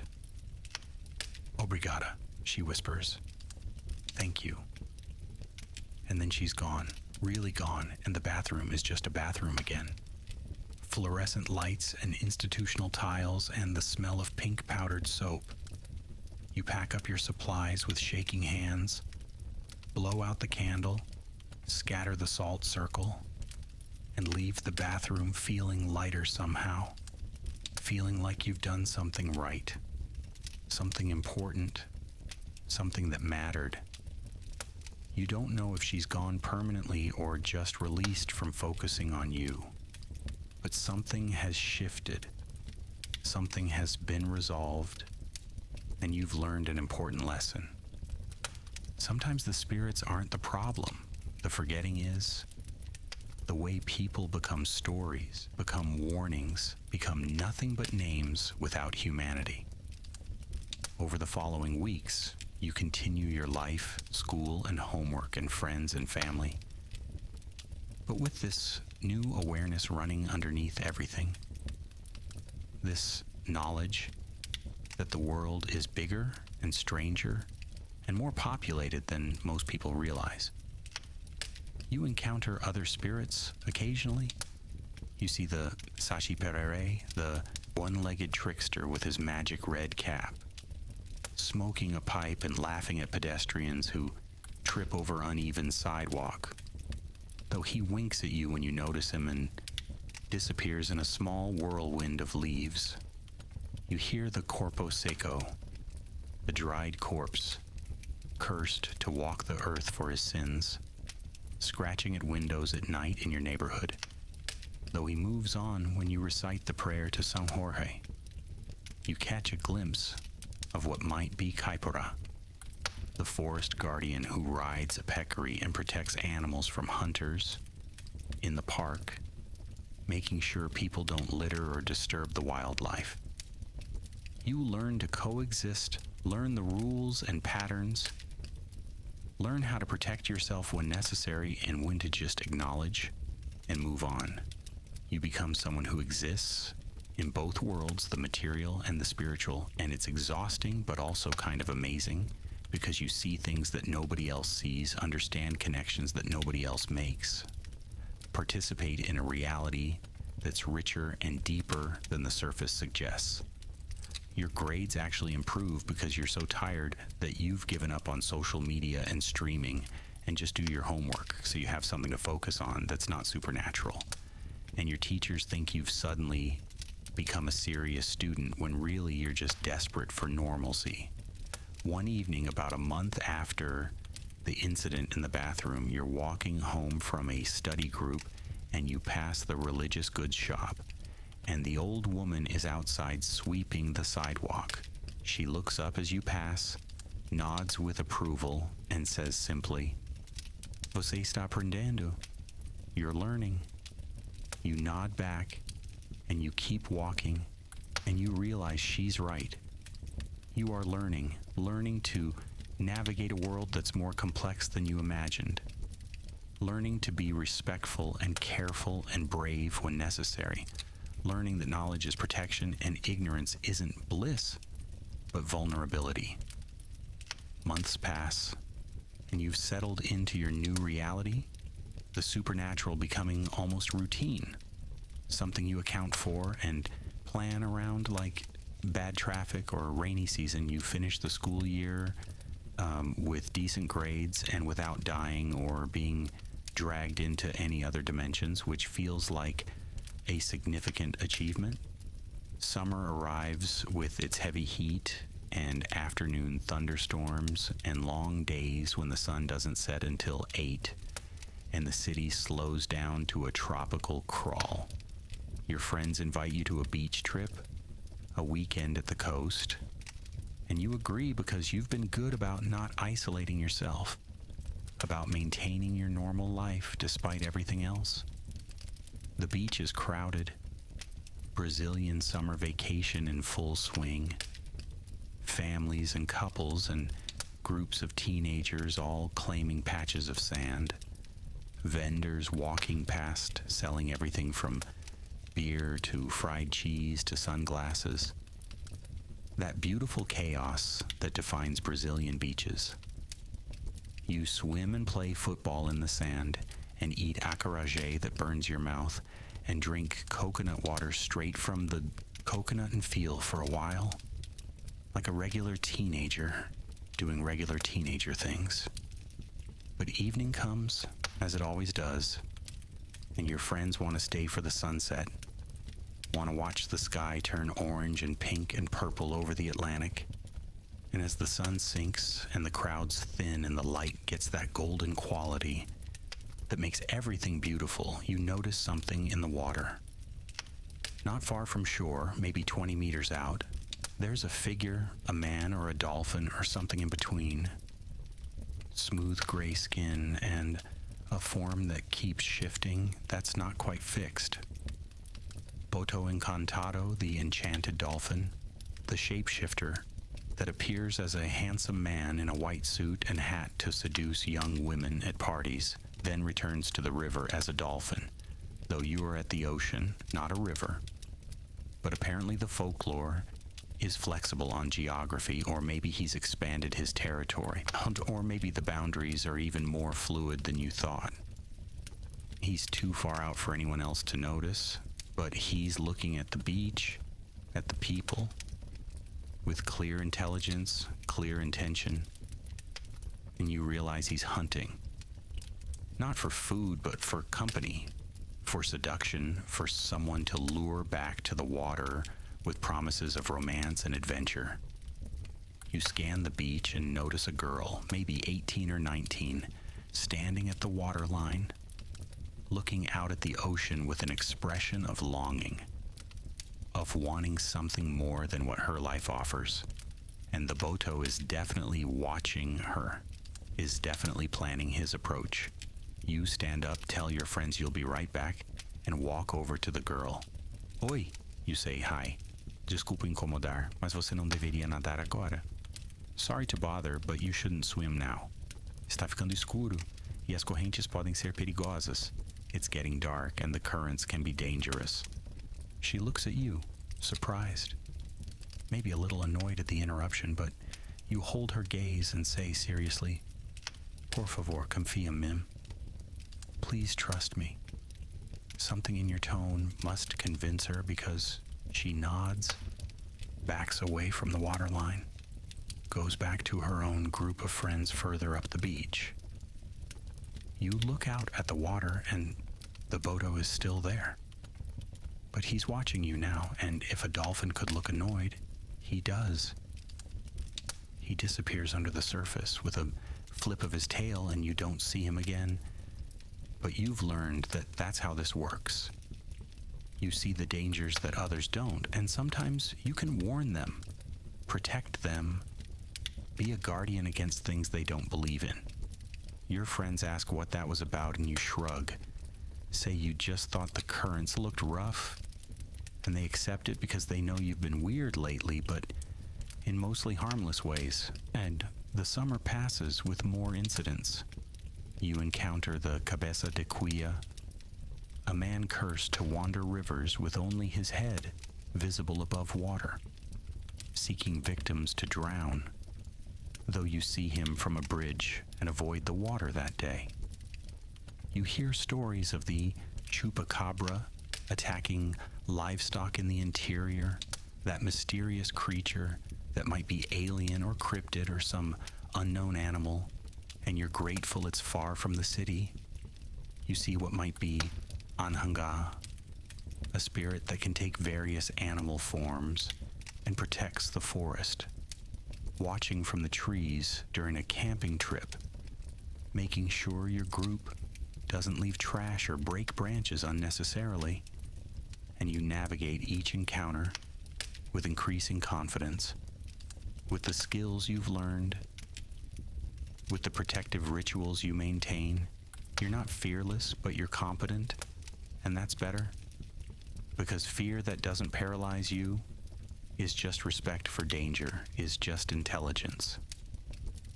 You start your final year of high school in February after the summer break, and you're almost a different person than you were a year ago when this all started, more serious, more aware, older in ways that have nothing to do with the months that have passed. Your teachers notice, your mother notices, your friends notice, and they attribute it to maturity or stress or just the natural changes of growing up. And you let them believe that because the truth is too complicated, too strange, too dependent on them believing things they've spent their lives not believing. But you know who you are now? You're someone who walks between worlds, who can see what's hidden, who has responsibilities that most people don't, and knowledge that most people lack. It's lonely sometimes, but it's also powerful, and you wouldn't trade it back even if you could, even if there was a way to unsee what you've seen, because ignorance isn't safety, it's just being vulnerable without knowing it. One Saturday, your mother asks if you'll visit your grandmother with her, your father's mother, who lives in a small town in the interior of São Paulo state, the kind of place where the main street has more churches than stores, and everyone knows everyone, and the biggest excitement is when the circus comes through once a year.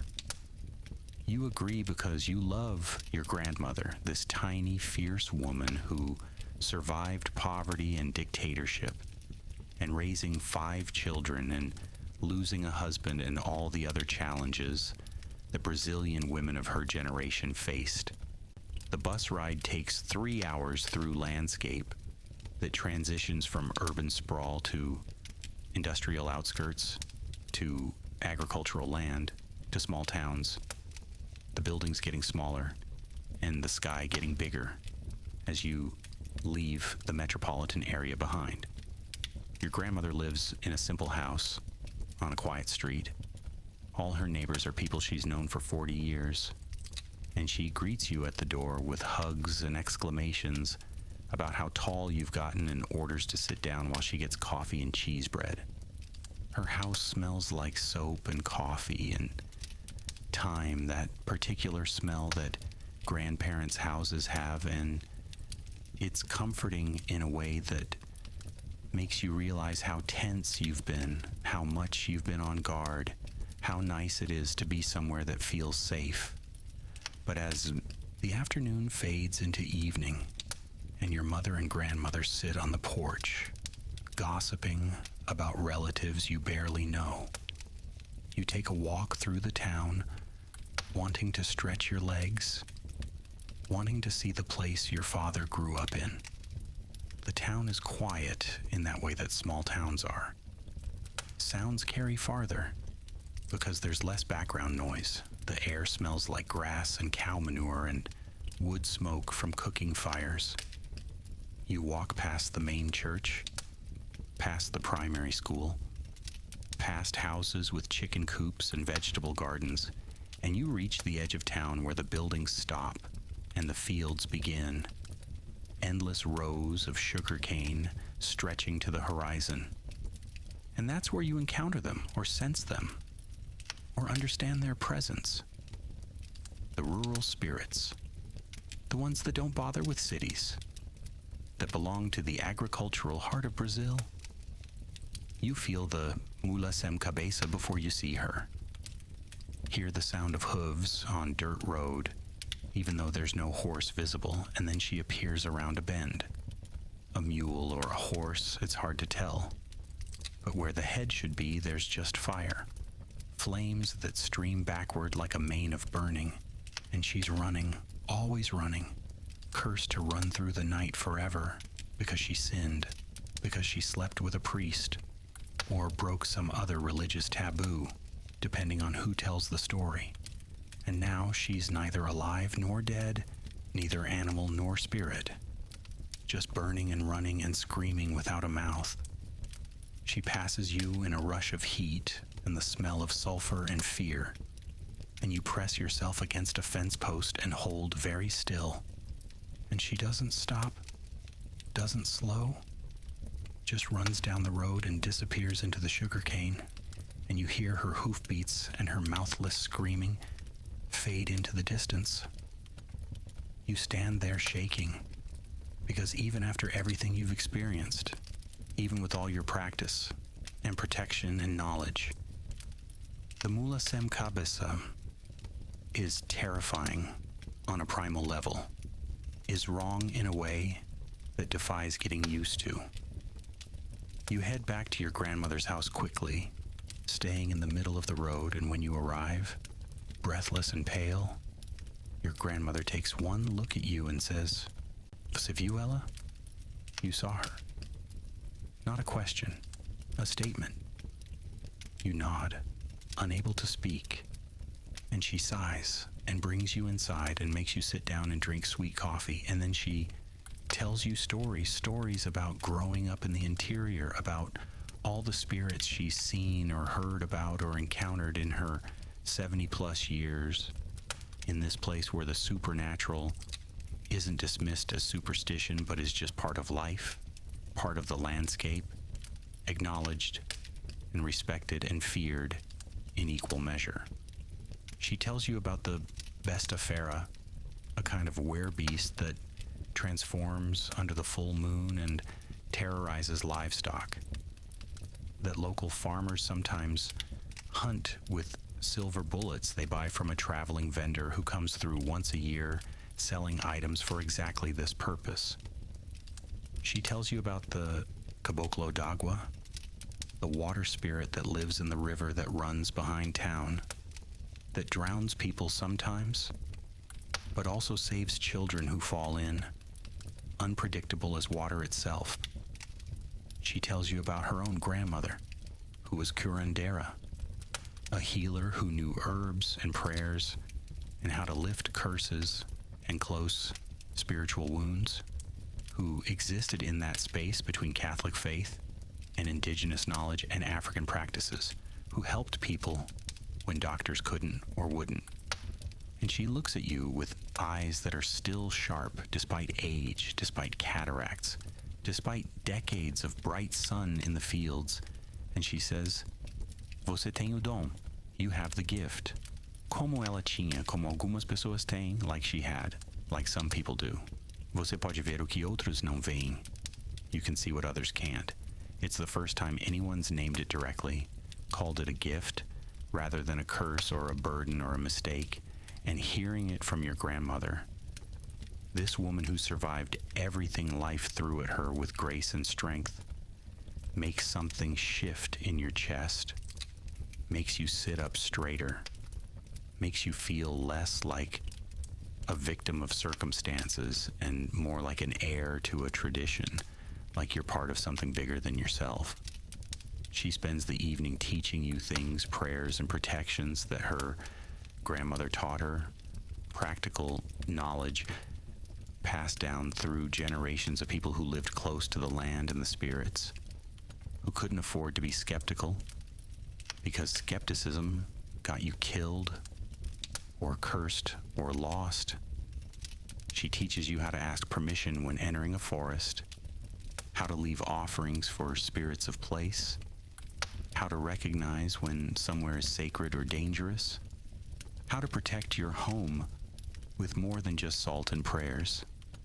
She gives you a patois, a small leather pouch containing herbs and prayers and maybe some other things she doesn't explain, tells you to wear it always, says it's stronger than anything you can buy in a shop because it's made with intention and knowledge and family connection. You stay the night in your grandmother's house, sleeping in a room that was your father's when he was a boy, walls covered with posters faded to pastels, furniture that's older than you are, and for the first time in months, you sleep deeply and peacefully, dreamlessly, protected by your grandmother's knowledge and prayers, and the simple fact that she's down the hall and she survived everything, and you're her blood. In the morning, over breakfast of fresh bread and butter and coffee with hot milk, your grandmother tells you one more thing. Não é castigo. It's not a punishment. É uma responsabilidade. It's a responsibility. Você pode ver, então você tem que cuidar. You can see, so you have to care. Tem que ser a ponte entre os mundos. You have to be the bridge between worlds. Não é fácil, mas é importante. It's not easy, but it's important. You leave her house late morning with the patois around your neck, with prayers memorized, with a sense of purpose you didn't have before, and with the knowledge that you're not alone in this, that you're part of a long line of people who've lived with one foot in the material world and one in the spiritual, who've navigated between science and faith, between modernity and tradition, between what can be proven and what can only be experienced. The bus ride back to Sao Paulo is quiet, your mother dozing beside you, and you watch the landscape reverse itself from rural to urban, from open sky to high rises, from silence to noise, and you realize that you're returning to the city different than you left it, armed with new knowledge, with your grandmother's blessing, with a clearer sense of what you are and what you're meant to do. The following weeks at school are normal, or as normal as your life gets, and you settle into the rhythm of final year student, thinking about university applications and where you want to study and what you want to do with your life. Questions that feel both incredibly important and somehow trivial compared to the other questions you're living with. One afternoon, your history teacher assigns a project about Brazilian folklore, about the role of oral tradition in maintaining cultural identity in a country built from 3 different cultural streams. And you volunteer to give a presentation because you have, as it turns out, a lot of first-hand research on this topic. You spend a week preparing, putting together a presentation that's informative and respectful, that treats the folklore not as quaint superstition, but as living tradition, as cultural knowledge, as a way of understanding the world that's different from, but not inferior to, scientific rationalism. You talk about the indigenous spirits that predate colonization, about African oryxes that survived the Middle Passage disguised as Catholic saints, about Portuguese traditions mixed with everything else to create something uniquely Brazilian.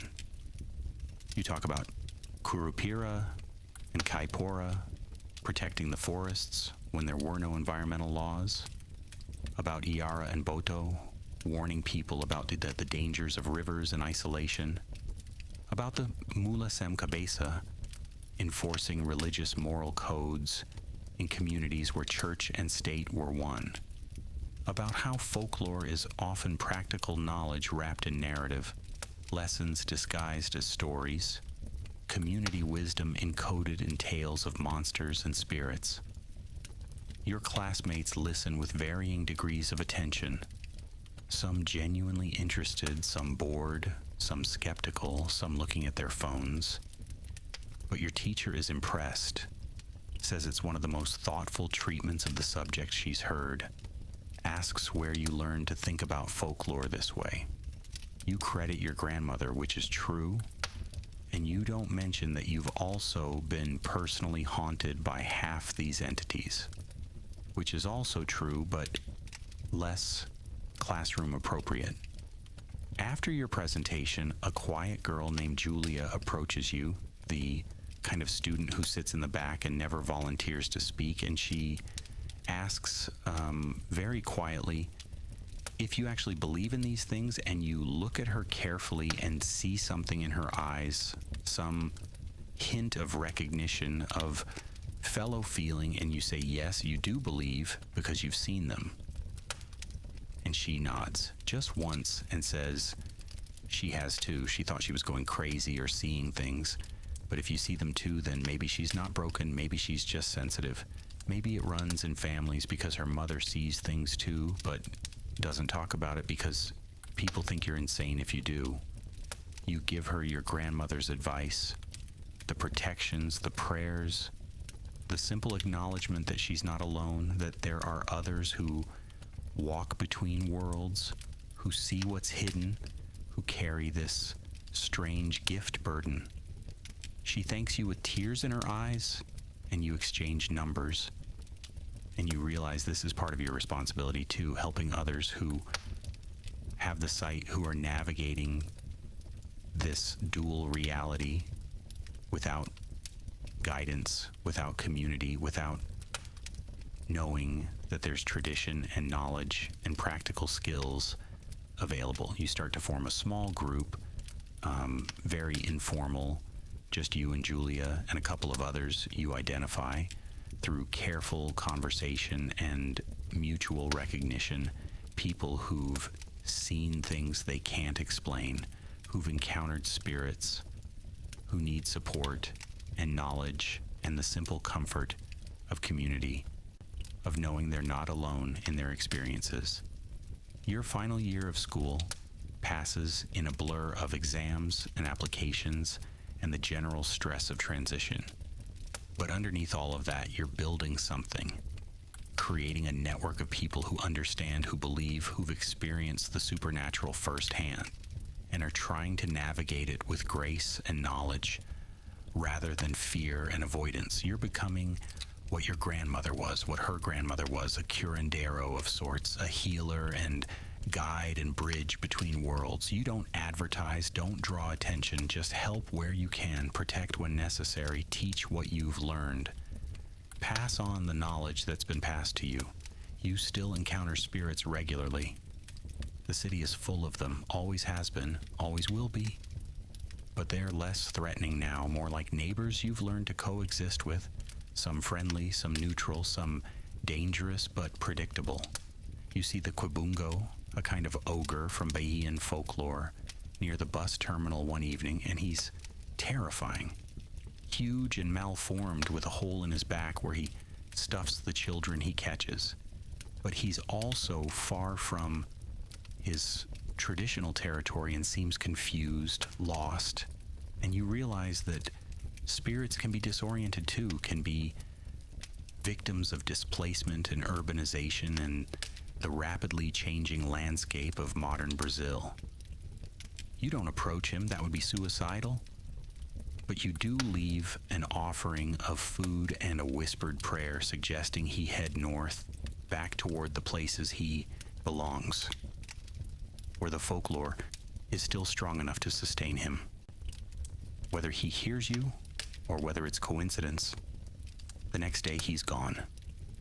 No more reports of a massive figure lurking near the terminal, and you like to think you helped, even if you'll never know for sure. You encounter the Bernunza, a shadowy creature from Santa Catarina that you definitely shouldn't be seeing in Sao Paulo, but migration isn't just for humans. Apparently, spirits move too, following people or searching for new territories, or maybe just curious about other parts of the country. You learn about the Alamoa, a beautiful blonde woman from Fernando de Noronha, who seduces men and leads them to their doom.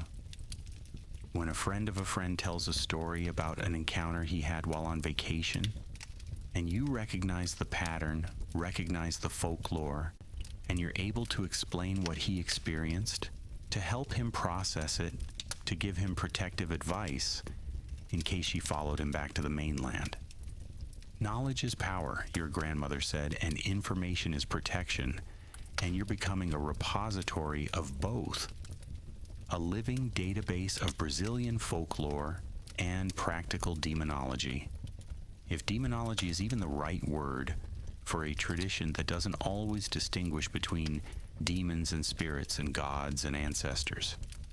Graduation arrives in December, a ceremony with speeches and caps and gowns and tears, the end of an era, the closing of a chapter, and you stand with your classmates and feel both part of their experience and separate from it, because you've been living a double life, facing challenges they don't know about, learning lessons they're not taught in any classroom. Your family is there, mother, father who made it back from his business travels, grandmother who made the trip from the interior, assorted aunts and uncles and cousins, and they're proud, they're celebrating, and you let yourself enjoy it. Let yourself be just a normal graduate for a few hours, just a teenager who finished school and has their whole future ahead of them. But that evening, after the celebrations, after the dinner at a churrascaria where your father drank too much beer and told embarrassing stories about you as a child, after everyone's gone home, you walk alone through your neighborhood, this place you've lived your whole life, and you see it with your dual vision, the material and the spiritual overlaid, the visible and the invisible occupying the same space. You see Saci Pererê causing mischief, making a drunk man's keys disappear then reappear in his pocket, just to watch him search frantically. You sense Kaipora watching from the small park, making sure no one harms the trees. You hear faintly the song of Iara coming from the direction of the river that runs through the city. Channelized and polluted, but still water, still her domain. You feel the presence of the Bicho Papão, the boogeyman who hides under beds and in closets, feeding on children's fears. Though he stays well, away from you now, recognizing that you're protected, that you're not prey, but peer, not food, but fellow resident of this layered reality. And you understand fully and finally that this is your life now, this awareness, this responsibility, this calling. You're not going to be a normal university student worried only about grades and parties and career prospects. You're going to be someone who studies hard and learns what you can, but also maintains this other practice, this spiritual vigilance, this role as guardian and guide and bridge. It's not what you would have chosen, maybe if you'd known what that bathroom ritual would start, but it's what you are now. And there's strange peace in accepting that, in embracing it rather than resisting, and understanding that some paths choose us rather than us choosing them. University starts in March after the summer break, and you enroll in anthropology because if you're going to study folklore and culture and the layers of human belief, you might as well get academic credit for it. Might as well combine your practical experience with theoretical knowledge. Your professor for Introduction to Cultural Anthropology is a woman in her 50s who's done field work with indigenous communities in the Amazon and Quilombola communities in the Northeast. And she treats folklore with the seriousness it deserves as cultural knowledge rather than primitive superstition, as valid epistemology rather than ignorance awaiting enlightenment. You thrive in her class. Your essays pulling from personal experience that you frame as family oral tradition and community observation, and she encourages you, sees promise, suggests you consider graduate school, academic research, contributing to the documentation and preservation of Brazilian folklore before modernization erases it completely. But you know something she doesn't. The folklore isn't being erased. It's adapting. The spirits are still here, still active. They're just less visible. Because fewer people are looking, fewer people are believing, fewer people are maintaining the practices that make them perceptible. The spirits don't need preservation, they need witnesses, they need people who will acknowledge them, remember them, interact with them, keep the relationship between worlds active and reciprocal. During your first semester, you hear about a girl on campus who's been having nightmares, waking up unable to breathe, feeling like someone's standing on her chest, crushing her lungs, and you recognize the description immediately. Pisadera, the footstepper, the spirit that sits on the chests of people who sleep with a full stomach or who've done something to anger her, pressing down until they wake gasping, until they learn their lesson. You find the girl in the library, introduce yourself carefully, and ask the right questions. Has she been eating late at night before bed? Has she been disrespectful to elders? Has she ignored any warnings or advice from older family members? She's skeptical at first, thinks you're mocking her, but you're sincere, you're serious. And eventually she admits that yes, she's been raiding the kitchen at midnight, eating huge meals, then going straight to sleep, and yes, her grandmother told her to stop, said Pisadera would come, but she laughed it off as old person nonsense.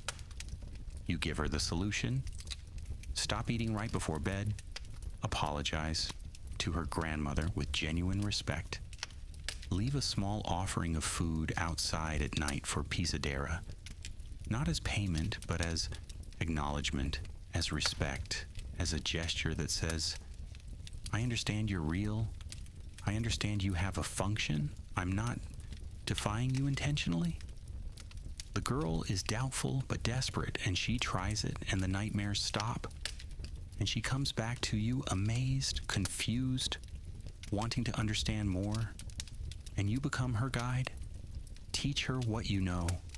Add her to your small network of people who see, who know, who navigate both worlds. Your life finds a rhythm. Classes and studying and exams, overlaid with spiritual vigilance and helping others and continuing to learn from your grandmother during visits and from your own experiences. You encounter the mapinguari, that mysterious creature from the Amazon, supposedly a giant ground sloth that survived extinction, or maybe a spirit, or maybe something else entirely.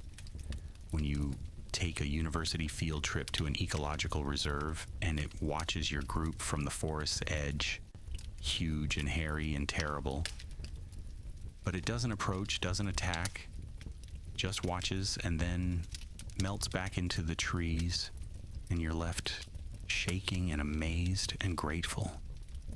You hear stories of the Cachorra de Palmera, the dog from the palm tree, a spirit from Alagoas folklore.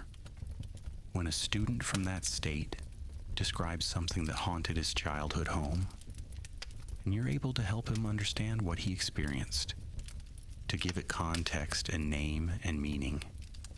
You learn about Barbaruiva, the red-bearded slave hunter of Piauí folklore, when researching for a paper, and you realize that many of these spirits are memory made, manifest, are trauma that couldn't be processed. So it became folklore, became warning, became entity, and that understanding them requires understanding Brazil's history, its violence, its complexity. You encounter Anna Janssen's carriage, or a version of it, when visiting a friend in Maranhão, the ghost carriage that rides through the night, carrying the spirit of a cruel slave owner, doomed to drive eternally as punishment for her cruelty. Horses made of fire and chains that rattle with the weight of historical guilt. You see it pass, spectral and terrible and somehow right, somehow just. History refusing to be forgotten, refusing to let the comfortable narrative of the past erase its horrors.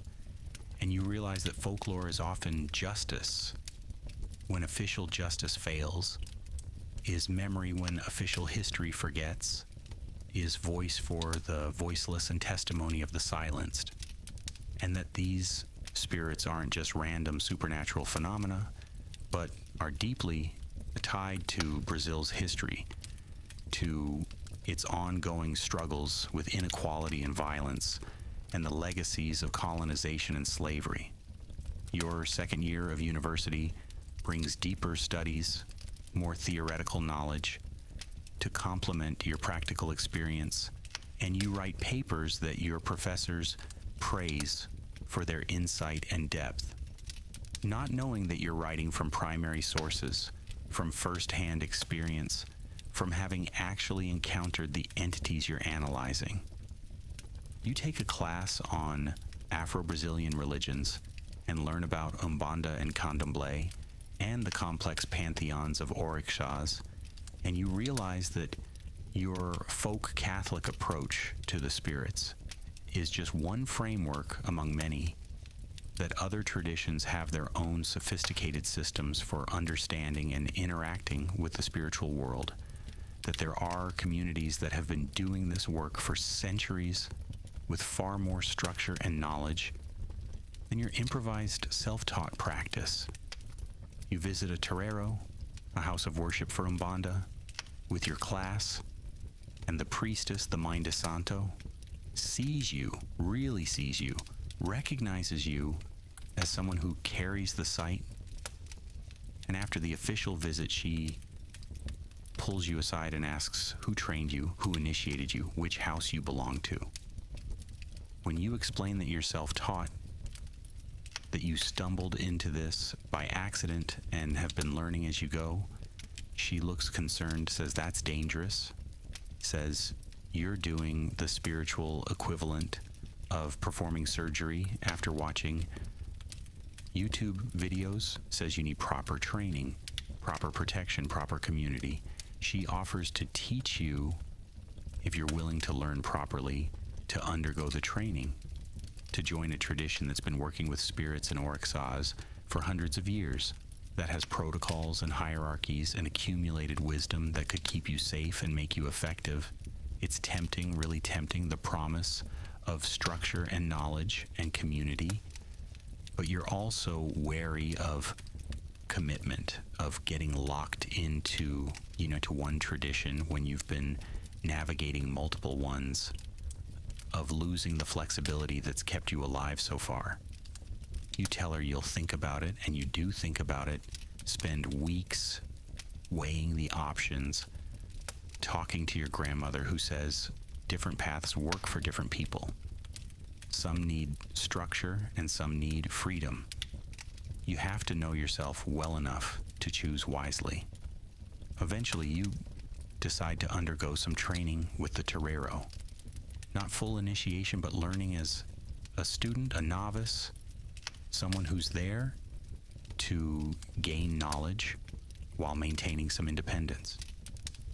The Mãe de Santo accepts this, says she'd rather you learn something than nothing, and over the following months, she teaches you properly what you've been cobbling together from folklore and trial and error, how to create sacred space, how to call on specific Orixás for specific purposes, how to read the signs that spirits leave, how to protect yourself and others more effectively than your improvised methods. She teaches you that the spirits you've been encountering, the indigenous spirits, the Catholic folk spirits, the African Orixás, are all real, but exist in different systems, different cosmologies that overlap but aren't identical, and that mixing them carelessly can be dangerous, but mixing them skillfully can be powerful.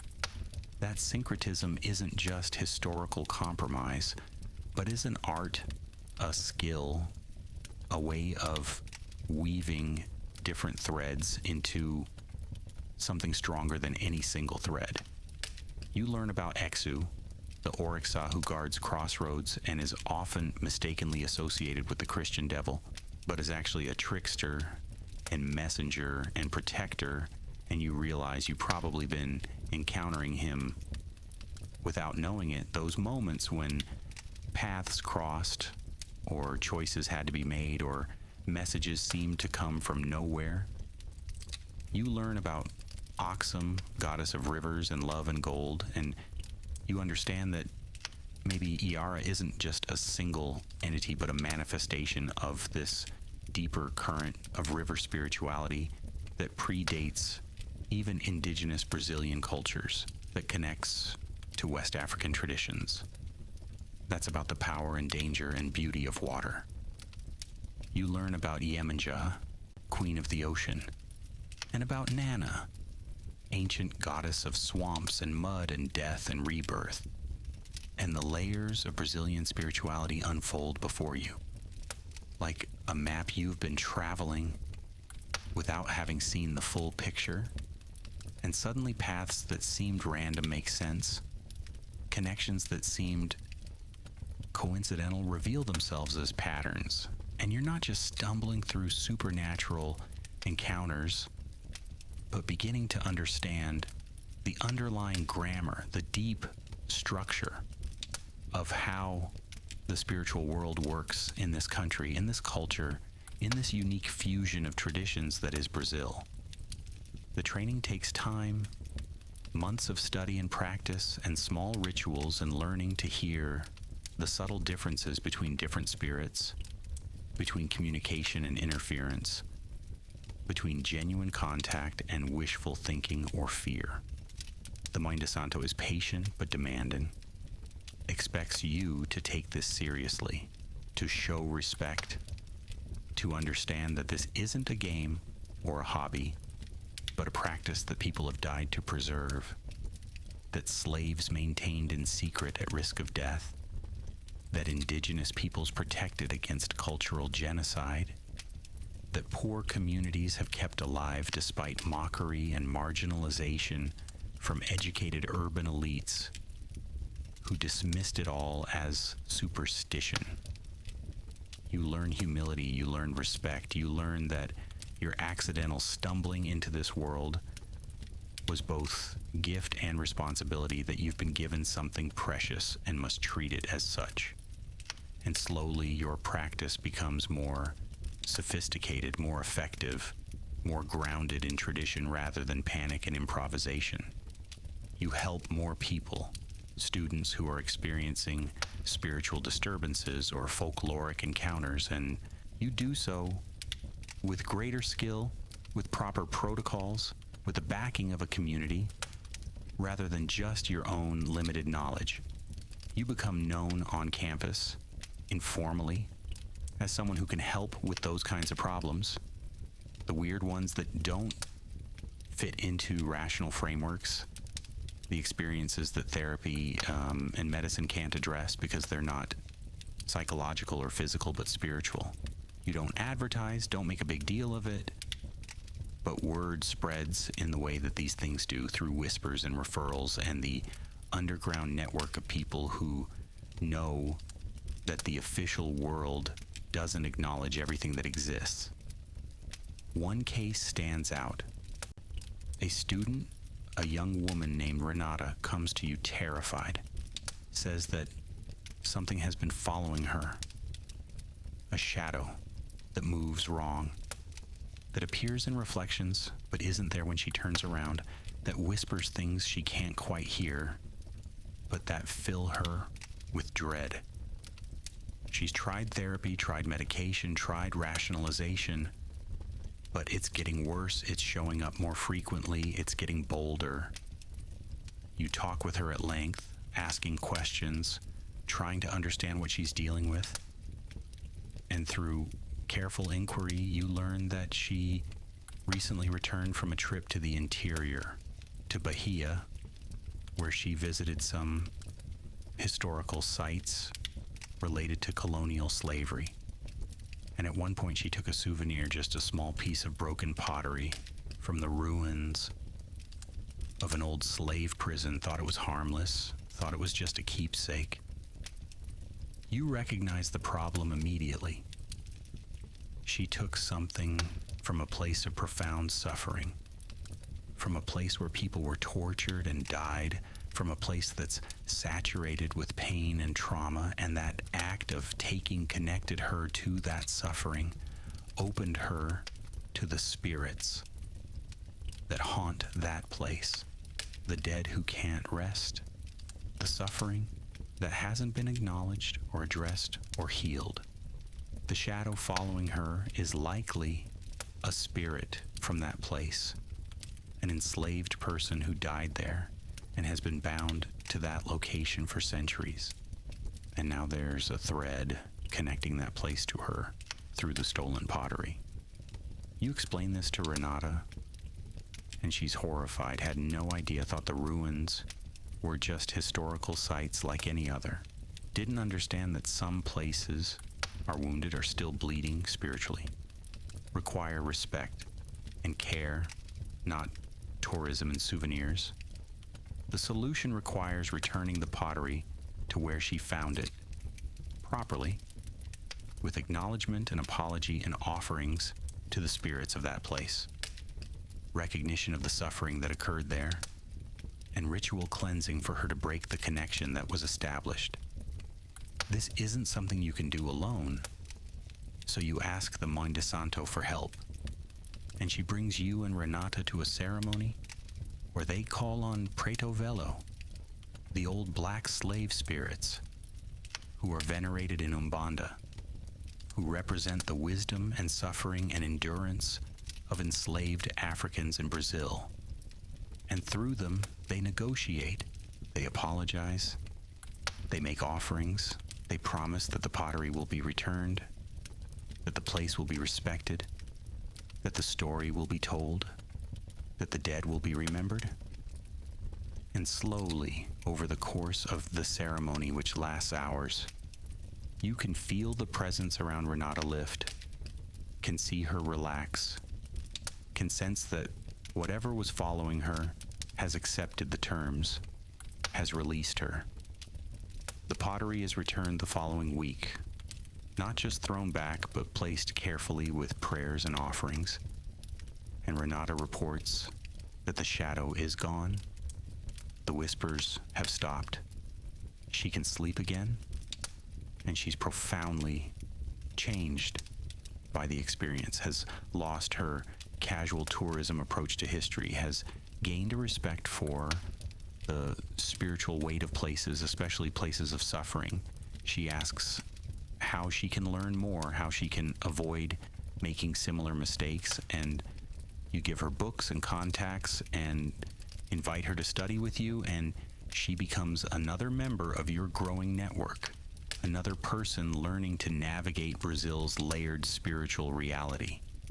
Your university years pass in this dual focus: academic study of culture and anthropology and folklore from a scholarly perspective, overlaid with practical work as a spiritual guide and helper for those who encounter things that academic frameworks can't address. You write your undergraduate thesis on the intersection of folklore and cultural memory, on how supernatural legends encode historical trauma and social anxieties, on how spirits are often metaphors made manifest through collective belief and cultural practice.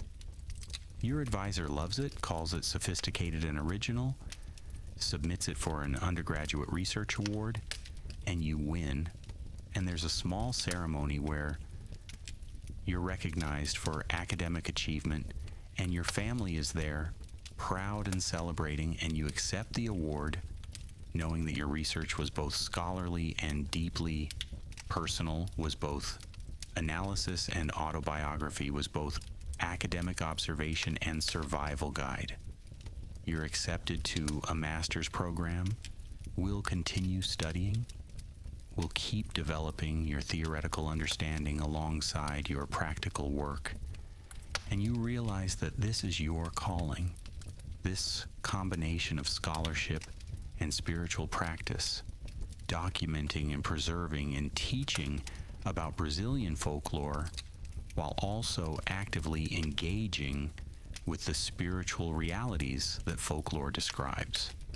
You're becoming what anthropologists call a participant observer, except you're more participant than observer. You're not studying these phenomena from the outside, but living them from the inside, while maintaining enough distance to analyze and understand and explain to others.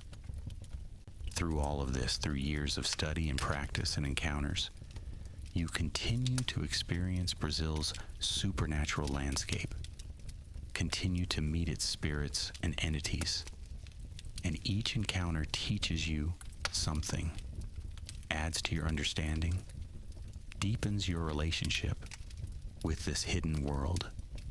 You here encounter the Negrinho do Pastoreio, a spirit from Rio Grande do Sul folklore, the little black shepherd boy who was martyred and now helps people find lost things. And you realize how many of Brazil's spirits are tied to specific regions, represent local histories and concerns, are expressions of how different parts of this enormous, diverse country have different spiritual landscapes. You hear about the Boi Vaquim, also from Rio Grande do Sul, an ox with glowing eyes that appears on dark roads, and you understand that road spirits, highway ghosts, are everywhere, because roads are liminal spaces, boundaries between places, and boundaries are where spirits congregate, where the walls between worlds are thinnest. You experience Cabra Cabriola, a demon that attacks at night, leaping and bounding and causing terror, and you recognize that some entities are just malevolent, aren't interested in negotiation or acknowledgement or anything except causing fear and harm, and those require different approaches, require protection and banishment rather than understanding and coexistence. You study with the Mãe de Santo to learn proper banishing rituals, proper protective wards, proper ways to fight when fighting is necessary, because sometimes understanding and respect aren't enough. Sometimes there are genuinely dangerous entities that need to be driven off or bound or destroyed if possible. And you learn the limits of your power. Learn that you can't save everyone, can't solve every problem, that some curses are too strong, some spirits too angry, some situations too complex or too far gone. And that humility means knowing when to refer someone to someone more experienced, when to admit you don't know, when to say no rather than making things worse through incompetence, masquerading as confidence. Through all these years, through university and training and practice, you maintain your relationship with your grandmother, visiting when you can, calling weekly, learning from her ongoing, because she has decades of experience you don't, has seen things you haven't, has wisdom that can only come from having lived a long life in proximity to the spiritual world. She's getting older, frailer, time catching up with her as it does with everyone, and you treasure these visits more, knowing that she won't always be there, that her knowledge needs to be preserved, recorded, passed on. You start recording your conversations with her permission, documenting her stories and memories and teachings, creating an archive that you tell yourself is for academic purposes, but is really because you can't bear the thought of losing her wisdom when she passes. She talks about the spirits she's known, the people she's helped, the rituals her grandmother taught her, and you record it all, hours and hours of audio, and you transcribe it carefully, and it becomes a resource you draw on constantly, a library of practical knowledge that no university could teach. She tells you that you're doing good work, that she's proud, that you're honoring the family's tradition, even if you're doing it in modern ways, combining it with university education in ways that weren't available to her generation, And her approval means more than any academic award, more than any professor's praise, because she knows, really knows, what you're dealing with, what you're risking, what you're dedicating your life to. And slowly, almost without noticing the transition, you stop thinking of yourself as someone who accidentally stumbled into the supernatural and start thinking of yourself as someone who was called, who was chosen, who has a role to play in maintaining the bridge between worlds that your grandmother talked about years ago. You're not special in some grandiose way. You're not the chosen one from a Hollywood movie, but you have a function, a purpose, a place in the ecosystem of seen and unseen, material and spiritual, rational and mystical, and you're fulfilling that function as best you can, learning as you go, making mistakes and learning from them, helping where you can, and accepting your limits where you can't. Brazil's supernatural landscape is vast and complex and beautiful and terrifying, populated by hundreds or thousands of different entities from dozens of different traditions, all layered together in this country that's always been diverse, always been syncretic, always been a place where, you know, different worlds meet and mix and create something new. And you're part of that now, part of that ongoing process of cultural creation and spiritual negotiation and the daily work of existing in multiple realities simultaneously. So when people ask what you're studying, you say anthropology, and that's true. When they ask what you plan to do with your degree, you say research and teaching, and that's true. But what you don't say, what they wouldn't understand if you did, is that your real work is walking between worlds, is helping people who encounter things they can't explain, is maintaining relationships with entities that most people don't believe in, is preserving and practicing traditions that are constantly under threat from modernization and rationalization, and the general urban educated skepticism that treats anything supernatural as primitive ignorance. You're a bridge, a translator, a guide, a guardian, functioning in the spaces between official knowledge and cultural tradition, between university and Torero, between psychology and possession, between science and spirit. It's not an easy path, it's not a comfortable path, but it's yours. And you've learned to walk it with increasing confidence and skill, with respect for those who walked it before you, and responsibility toward those who will walk it after you, with one foot in each world and your heart open to the mystery and terror and beauty of Brazil's endless supernatural landscape.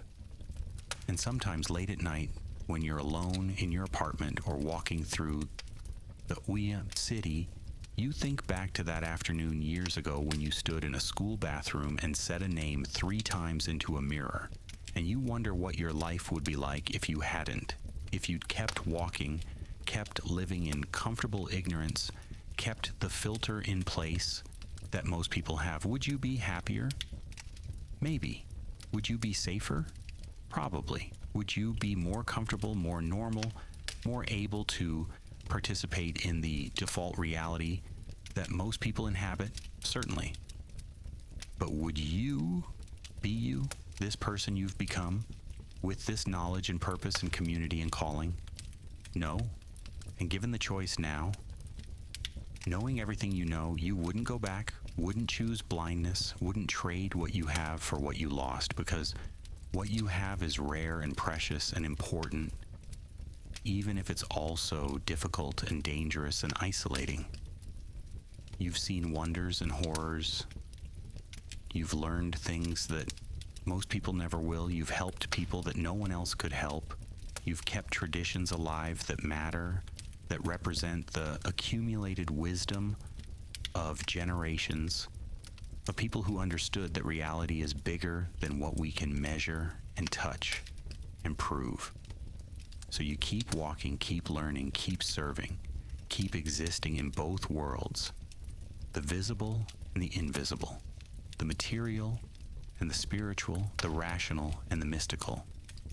You're not a hero, not a saint, not anyone special, just someone who said a name 3 times and couldn't unsee what that revealed, and who decided to respond to that revelation with curiosity rather than denial, with respect rather than fear, with commitment rather than avoidance. You're just a person navigating a complex reality as best you can, making mistakes and learning from them, protecting when you can and accepting limitations when you must, living a life that's richer and stranger and more meaningful than any life you could have planned or imagined. And when you encounter others who are just starting their journey, who've just had their first supernatural experience and are terrified and confused and think they're going crazy, you remember how that felt. Remember standing in that bathroom with your heart racing and your worldview shattered, and you reach out to them with compassion and knowledge and the simple assurance that they're not alone, that others have walked this path, that there are traditions and communities and practices that can help, that they're not crazy and they're not cursed and they're not broken, just sensitive, just aware, just awake to layers of reality that most people sleep through. And that more than anything else is your purpose, to be for others what you needed when this all started, to be the guide you didn't have, to be the bridge between confusion and understanding, between terror and acceptance, between isolation and community. And so your life continues, ordinary and extraordinary, mundane and mystical, academic and spiritual, modern and traditional, all at the same time, all woven together into something uniquely yours, uniquely Brazilian, uniquely adapted to navigating a world where Curupira still protects forests that are being logged, where Yara still sings in rivers that are being polluted, where Luara do Banheiro still waits in school bathrooms for curious students who think the old stories are just stories, where all of Brazil's rich, impossible, beautiful, terrible folklore lives on not in books or museums, but in experience, in encounters, in the ongoing relationship between the people and the land and the spirits that have always been here, waiting to be seen by those brave or foolish enough to look. The city lights are coming on now, evening settling over São Paulo like a blanket, another day ending, another night beginning, and you're walking home through streets that you know are populated by more than just people, more than just cars and buildings and the visible material world.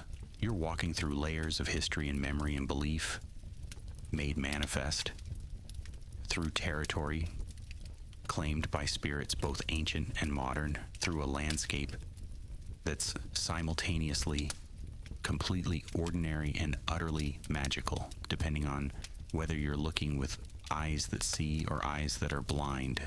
And you're okay with that, have made peace with it, have learned to live with wonder and terror in equal measure, have learned that the world is bigger and stranger than anyone admits, but also more beautiful, more meaningful, more alive than you ever imagined.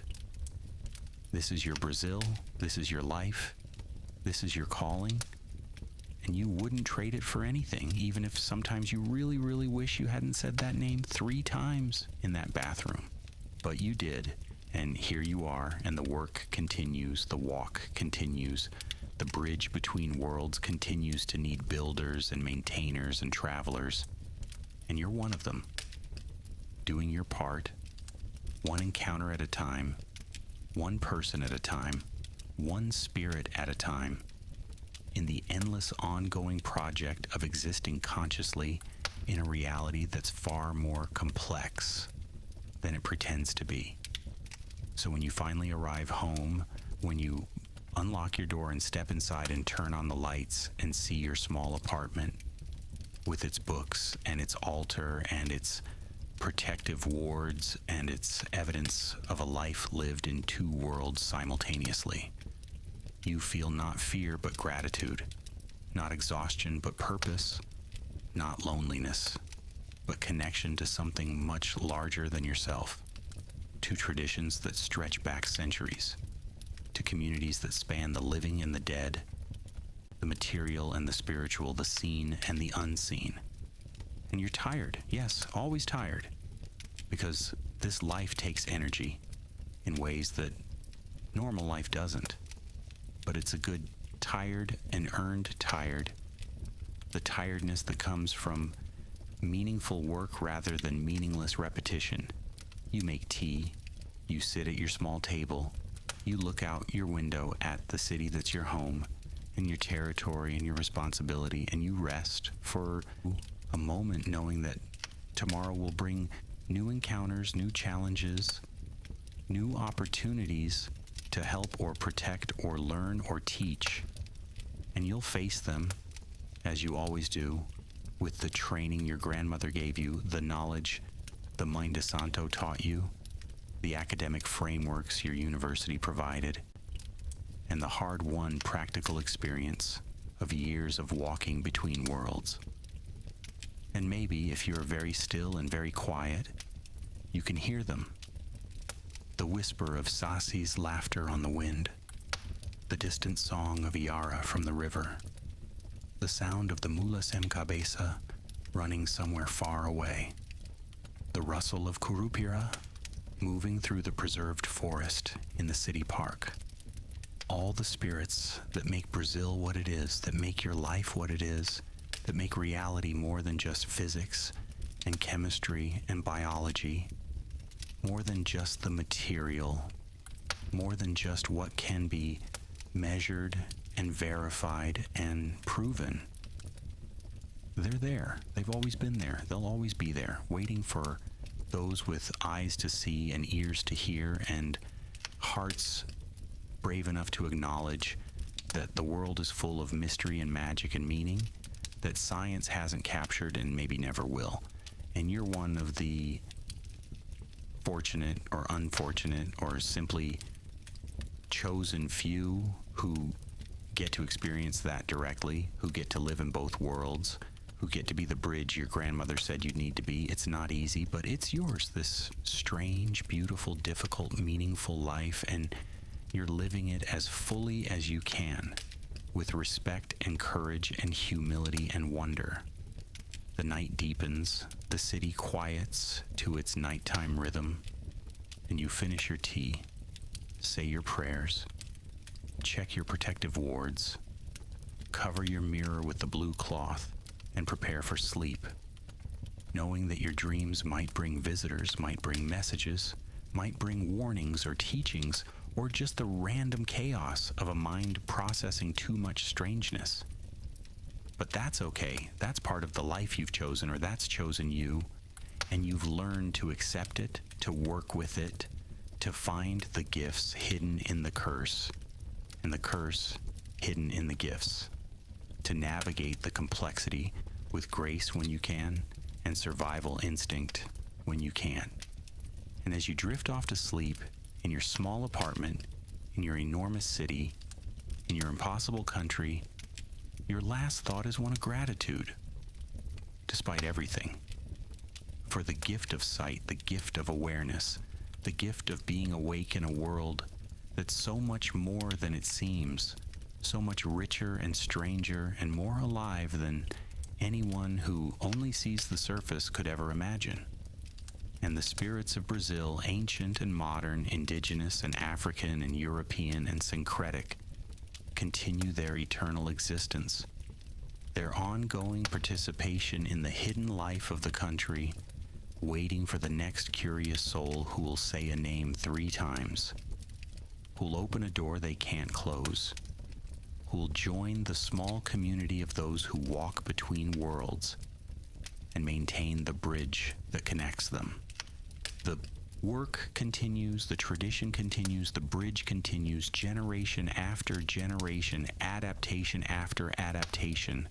And you're part of that now, part of that endless chain of people who see and acknowledge and protect and teach and preserve the knowledge that reality is layered, that spirits are real, that folklore is living tradition rather than dead superstition, that Brazil's soul is bigger and deeper and richer than its geography, encompassing not just the material country, but all the invisible realms that surround and interpenetrate it, all the entities that share this space with humans, all the complexity and beauty and terror and wonder that make this land uniquely itself, uniquely Brazil, uniquely home to some of the world's richest and strangest and most vital folklore traditions.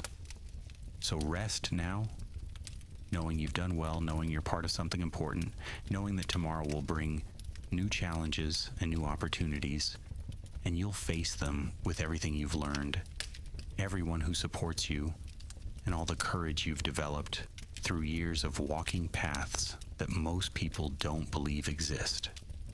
Rest and dream and let the spirits do what spirits do, and wake tomorrow ready to continue the work, the endless necessary work of being a bridge between worlds, of helping those who need it, of preserving what needs preserving, of living fully and consciously in a reality that's so much more than what it seems, so much more than what the official world acknowledges, so much more than you ever imagined when you were just a curious teenager standing in a bathroom with a mirror and a name. You shouldn't have said 3 times, but did, and changed everything, and became who you were always meant to be, a walker between worlds, a keeper of traditions, a guardian of mysteries, a living bridge between the seen and the unseen, the material and the spiritual, the ordinary and the extraordinary, in the endlessly fascinating, endlessly terrifying, endlessly beautiful, supernatural landscape that is Brazil.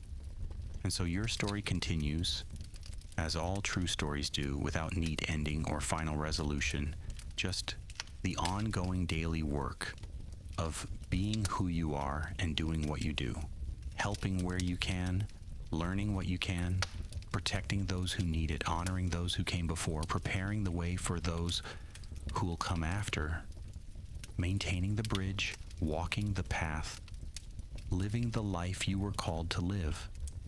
One encounter at a time, one day at a time, one spirit at a time. In the endless ongoing relationship between humans and the forces that share our world, but exist just beyond the ordinary range of perception, waiting to be seen by those brave or foolish enough to look with eyes that see, to listen with ears that hear, to acknowledge with hearts that understand that mystery isn't the absence of knowledge, but the presence of depth, that the supernatural isn't the opposite of the natural, but its continuation into realms that science hasn't charted, that folklore isn't primitive but sophisticated, encoding generations of wisdom about how to live in a world that's full of unseen powers and presences and intelligences that humans must negotiate with rather than dominate or dismiss. This is the life you've built from that one mistake, that one moment of curiosity in a school bathroom, that one choice to say a name 3 times into a mirror and see what happened. And what happened was everything, was your calling revealed, was your path illuminated, was your purpose discovered, and now you walk it with increasing confidence and skill, with community around you, with tradition supporting you, with knowledge arming you, with respect guiding you, with courage sustaining you, with humility keeping you honest, with wonder keeping you engaged, with compassion keeping you human, with commitment keeping you going, even when it's hard, especially when it's hard, because that's when the work matters most. That's when being a bridge between worlds is most necessary. That's when people need someone who understands, who believes, who can help them navigate experiences that their rational worldview can't accommodate, who can be for them what you needed and eventually found: a guide, a teacher, a friend, a witness who validates their experience instead of dismissing it, who offers knowledge instead of judgment, who helps them understand that they're not crazy and they're not alone, and there are ways to live with this awareness, to be safe while being open, to participate in both worlds without being consumed by either. The night is deep now, truly deep. That hour when most people are asleep and those who are awake are either keeping watch or causing trouble, and the city hums with its nighttime energy, different from day, more honest somehow, more itself. And you're part of that too, part of the nighttime community of people who exist outside normal schedules, outside normal assumptions, outside the default settings of ordinary reality. And you're content, as content as anyone can be who's chosen or been chosen for a difficult path, a strange calling, an extraordinary ordinary life that combines profound responsibility with simple daily tasks, cosmic awareness with mundane chores, spiritual practice with academic study, tradition with innovation, ancient wisdom with modern understanding, all woven together into the unique tapestry that is your life, your calling, your contribution to the ongoing project of human civilization trying to understand itself and the world it inhabits, and the forces that shape both. So sleep now, really sleep. Let the exhaustion of existing in multiple realities claim you. Let your body rest. Even as your spirit remains aware, let yourself drift into that liminal space between waking and sleeping, where messages come through most clearly, where spirits can communicate without the interference of rational thought, where you're most receptive to the teachings and warnings and gifts that the unseen world offers to those who are willing to receive them. Sleep, knowing you're protected by all the wards and prayers and training and community and tradition that surrounds you, that you've built around you, that supports you in this work. Sleep, knowing you've done well today, helped who you could, learned what you could, maintained the bridge as you're meant to do. Sleep, knowing tomorrow will bring its own challenges, and you'll face them with everything you have, everything you've learned, everyone who supports you. Sleep now, dear walker between worlds, dear keeper of traditions, dear guardian of mysteries, dear bridge between the seen and unseen, dear student of Brazil's rich, impossible, supernatural landscape.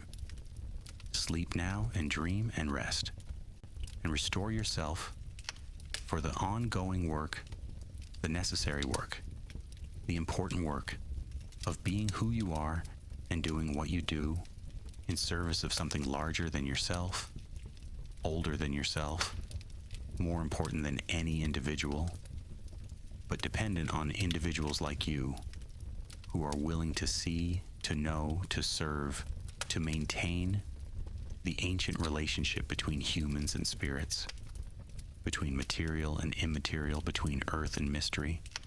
In this land of endless folklore, this Brazil of 10,000 spirits, this country where the supernatural has never stopped being real just because modernity arrived, just because cities grew, just because science explained some things, because there are always more things, always deeper mysteries, always another layer of reality waiting to be discovered by those curious or brave or foolish enough to look, to call out, to say a name 3 times and see what answers, and live with the consequences, and build a life from the ruins of comfortable ignorance, and find meaning in the complexity and purpose in the challenge, and community among the others who see what you see, and grace in accepting that this is your path.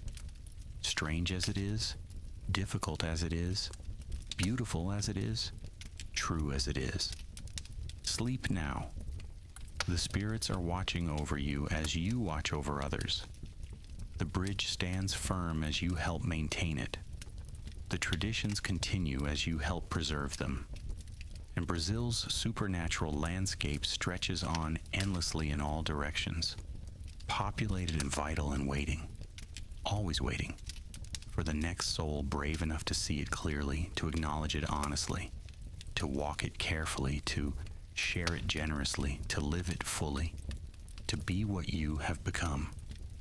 Awake in a sleeping world, seeing in a blind world, bridging in a divided world, serving in a selfish world, maintaining in a destructive world, remembering in a forgetting world, honoring in a dismissive world, protecting in a dangerous world, teaching in an ignorant world, guiding in a lost world, being what the world needs even when the world doesn't know it needs it, even when the world denies it needs it, even when the cost is high and the rewards are subtle and the path is lonely, except for the community of fellow travelers and the spirits who walk alongside, seen or unseen, acknowledged or ignored, real regardless, present always, waiting patiently for recognition, for respect, for relationship, for the bridge to remain open, for the work to continue, and for people like you to answer the call and walk the path and be the bridge